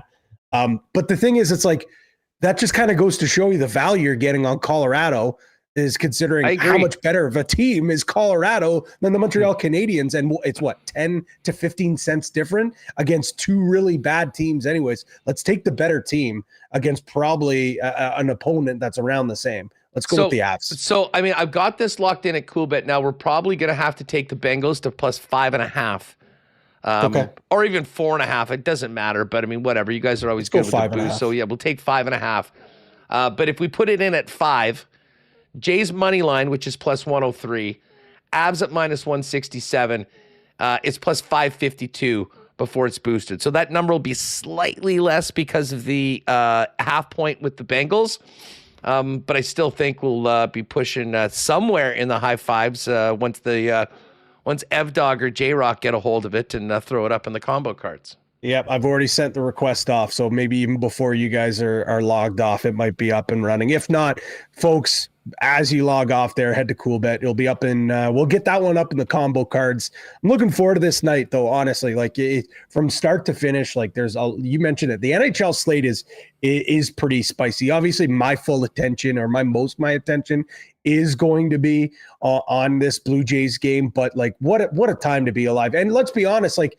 I mean, Steelers, Bengals, like it doesn't matter how the teams are. Anytime those two teams hit the turf, like you expect fireworks. That's why I think it's kind of, and I know Cincinnati is certainly not the team that we thought, but I don't know. I just think in division, I don't think the Steelers are nearly as good as their record is. I think this one's probably going to come down to a field goal. And speaking of field goals, this is the field goal game. This is field goal city. Yeah. The AFC North is field goal country. So we're going to go with the over 3.5 field goals as well. We can get back to our roots with the kicking prop and total field. And we got even money at over 3.5. It's great value. I thought that might have been a -1, but I thought so too. I built my Patty's primetime parlay, so I've got another one there as well. Jamar Chase over 6.5 receptions. I really think that Joe Flacco is just going to continue to feed him. I think he had 12 targets, 10 receptions last game, over 3.5 field goals. And then I don't know if you saw in the exclusives, we have our super boost for tonight is TJ Watt to record a sack at even money. So I added that super boost onto my super boost. So we're super boosting the super boost, added that there. So I think that one gets you to, I think it was like 670 or something like that. Yeah, so, 671 right now. The Chase. Even though let's be honest, even though we're on the Bengals, we know with that offensive line and with Flacco not being able to really move in the pocket, TJ Watt's going to get a piece of Flacco at some point in this game. Count myself in on the Patty's primetime parlay. We'll do our 3-sport win bet, and we'll throw that up there. And if you want to ride with any of them, jump on over. And again, the exclusives. Or we've got a Jets parlay tonight. It's just Jets to win and Jonathan Toews to score at 7-1. And then my ride with Huss for the Jays game. Vladdy and Big Dumper over 1.5 total bases and the Jays to win. What was that? 5-1 last night, Huss? Like an absolute no sweater. 5-1. I mean, the sweat was the first inning. Because then, Bieber came out and he struck the first 2 guys in the second inning out on 6 pitches and then struck out the side. And all of a sudden, Vladdy had already had a hit. Bieber had 4 strikeouts. And you're like, okay, I mean, obviously the Jays got to get back into this one. And then the hits started coming. And, it was a bit of a laugher. Although I wasn't about to go all Arash Madani and do a victory lap in the 5th or 6th inning. Credit to me. I mean, listen, that was basically one. I did not even touch the send button or even get anything in the drafts. No. Before the game was over. Wait until it's done. But wait until the referee has the hands up and you still have the ball in the end zone. You haven't dropped it on the goal line before doing the touchdown dance. So we waited for that as well. But of course, it's a big night tonight, and we'll have lots to talk about tomorrow morning, 10 a.m. live on Winnipeg Sports Talk. Myself, Pat, and Jake, WST winners, NFL Week 7 edition. The suspended list, too. It is good. Yes, the suspended list. There's a few teams that'll be made official on the suspended list. So join us tomorrow for that. You can probably bet on who a couple of them are, but join us for some laughs, some picks, and a lot of fun tomorrow at 10 a.m. And hey, let's keep this rolling tonight. It has been an amazing week, and it doesn't get much better than this with our Jets and 8 other games in the NHL, ALCS for the Blue Jays, and an intriguing NFL game as well. Patty, Good luck tonight, and I'll look forward to talking to you and JBM tomorrow on WST Winners. Thanks for having me, boys. Go Jace. Right on. There's Pat Gregor. Give him a follow at P Greggy, and make sure to follow at Coolbet Canada for more on the promos and everything else that we are cooking up. Remo, how are you going to be navigating your televisions tonight? I'm going to have lots of them going. I got to tell my wife, hey, there's a lot going on here. I'm going to need to go downstairs. I have the Jets. I'll put the Jets on the big TV. A lot of work to do. Because I got to do post-game with Connor. So that's work. That's going to be fun. And then, 7:30 Mariners. That's the one next to the TV. Then I have a third TV. And I'll have to keep an eye on whatever team I'm stacking tonight. And maybe Colorado Blue Jackets. I think we'll see a lot of goals in that game. Maybe I'll focus on that one as the third option. Or it could be NFL. Just to focus on Jets. And tonight I'll be watching, after the Jets game and the baseball game, Carolina Ducks. The Ducks, maybe the most exciting team out there. They're fun right now. They're a lot fun. of goals. 3 pretty good lines. Chris Kreider scoring goals. This Cutter Gauthier, Bennett Seneke, Mason McTavish line, the kid line, pretty good. And Mikael Granlund, I think we made fun of him for signing there. Be like, but a great addition. Veteran guy. He's playing power play 1 with Troy Terry on the third line. The good D. I like the Ducks. It was a good spot for him. It was a good spot for him to go. I mean, they needed a veteran or two, and Kreider is actually, I mean, it's so funny. The Rangers can't score to save their lives, and he's got 3 early on in the season. And listen, Coach Q is going to get the best out of those guys. I don't think there's any doubt about that. Rob Pepper asking, Jays over? Yeah, I think so. I mean, if you just want to, just quickly getting back to this, Dusty and I were talking about this today in the lock shop. I mean, if you're in on the reemergence of the Jays bats, you can look at the totals. We were talking about over 4.5, which Coolbet has at plus 148. So the Jays to score 5 runs tonight. It's minus 116 on over 3.5. The total for the game is 7.5, and I think I would be pretty comfortable with that as well. But again, we're going to focus in on just getting the damn win. 103 plus 103 on the money line for the Jays. Need a good start from Max Scherzer. See if they can get to Castillo and keep it all rolling. Again, big day tomorrow on the channel. WST Winners NFL at 10 a.m. And basically by the time K&R are finished tonight, if you're watching with those guys live, head on over for post-game reaction and more with Conor and Remis on the WST Winnipeg Jets post-game report. And, of course, that'll be available for y'all tomorrow morning as well in your inbox on YouTube or for a little AM drive to work with the boys after the Jet game. And, of course, join us tomorrow at 1. Murat Atesh will join us. Really looking forward to our weekly conversation with Murat. We'll tee up Jets and Bombers and Riders with Jeff Hamilton. We'll have Hacksaw pop in for the NFL Notebook and much, much more. So thanks for being with us today. Thanks to Stephen Whyno, who joined us. Of course, Brandon, Josh Frey-Sam, Pat. Thanks to Remis for doing a great job getting us on and off the air. Thanks to all of you for hanging out with us. But we got to run so we can get this pod up so people can get it in their inbox and listen before puck drop tonight. Enjoy the Jet game and so much more. Let's see if we can will a Jonathan Toews goal when the Jets win tonight for that parlay and the Coolbet exclusives and keep the winning going on the program. That's going to do it for us. For Michael Remis, I'm Andrew Paterson. Have a great sports night. We'll see you tomorrow for a big Friday episode, including the marble race, right here on Winnipeg Sports Talk. Oh, my God! Oh! Shut it down! Let's go home! Thanks for tuning in to Winnipeg Sports Talk Daily. Make sure to subscribe on YouTube and your favorite podcast feed at winnipegsportstalk.com.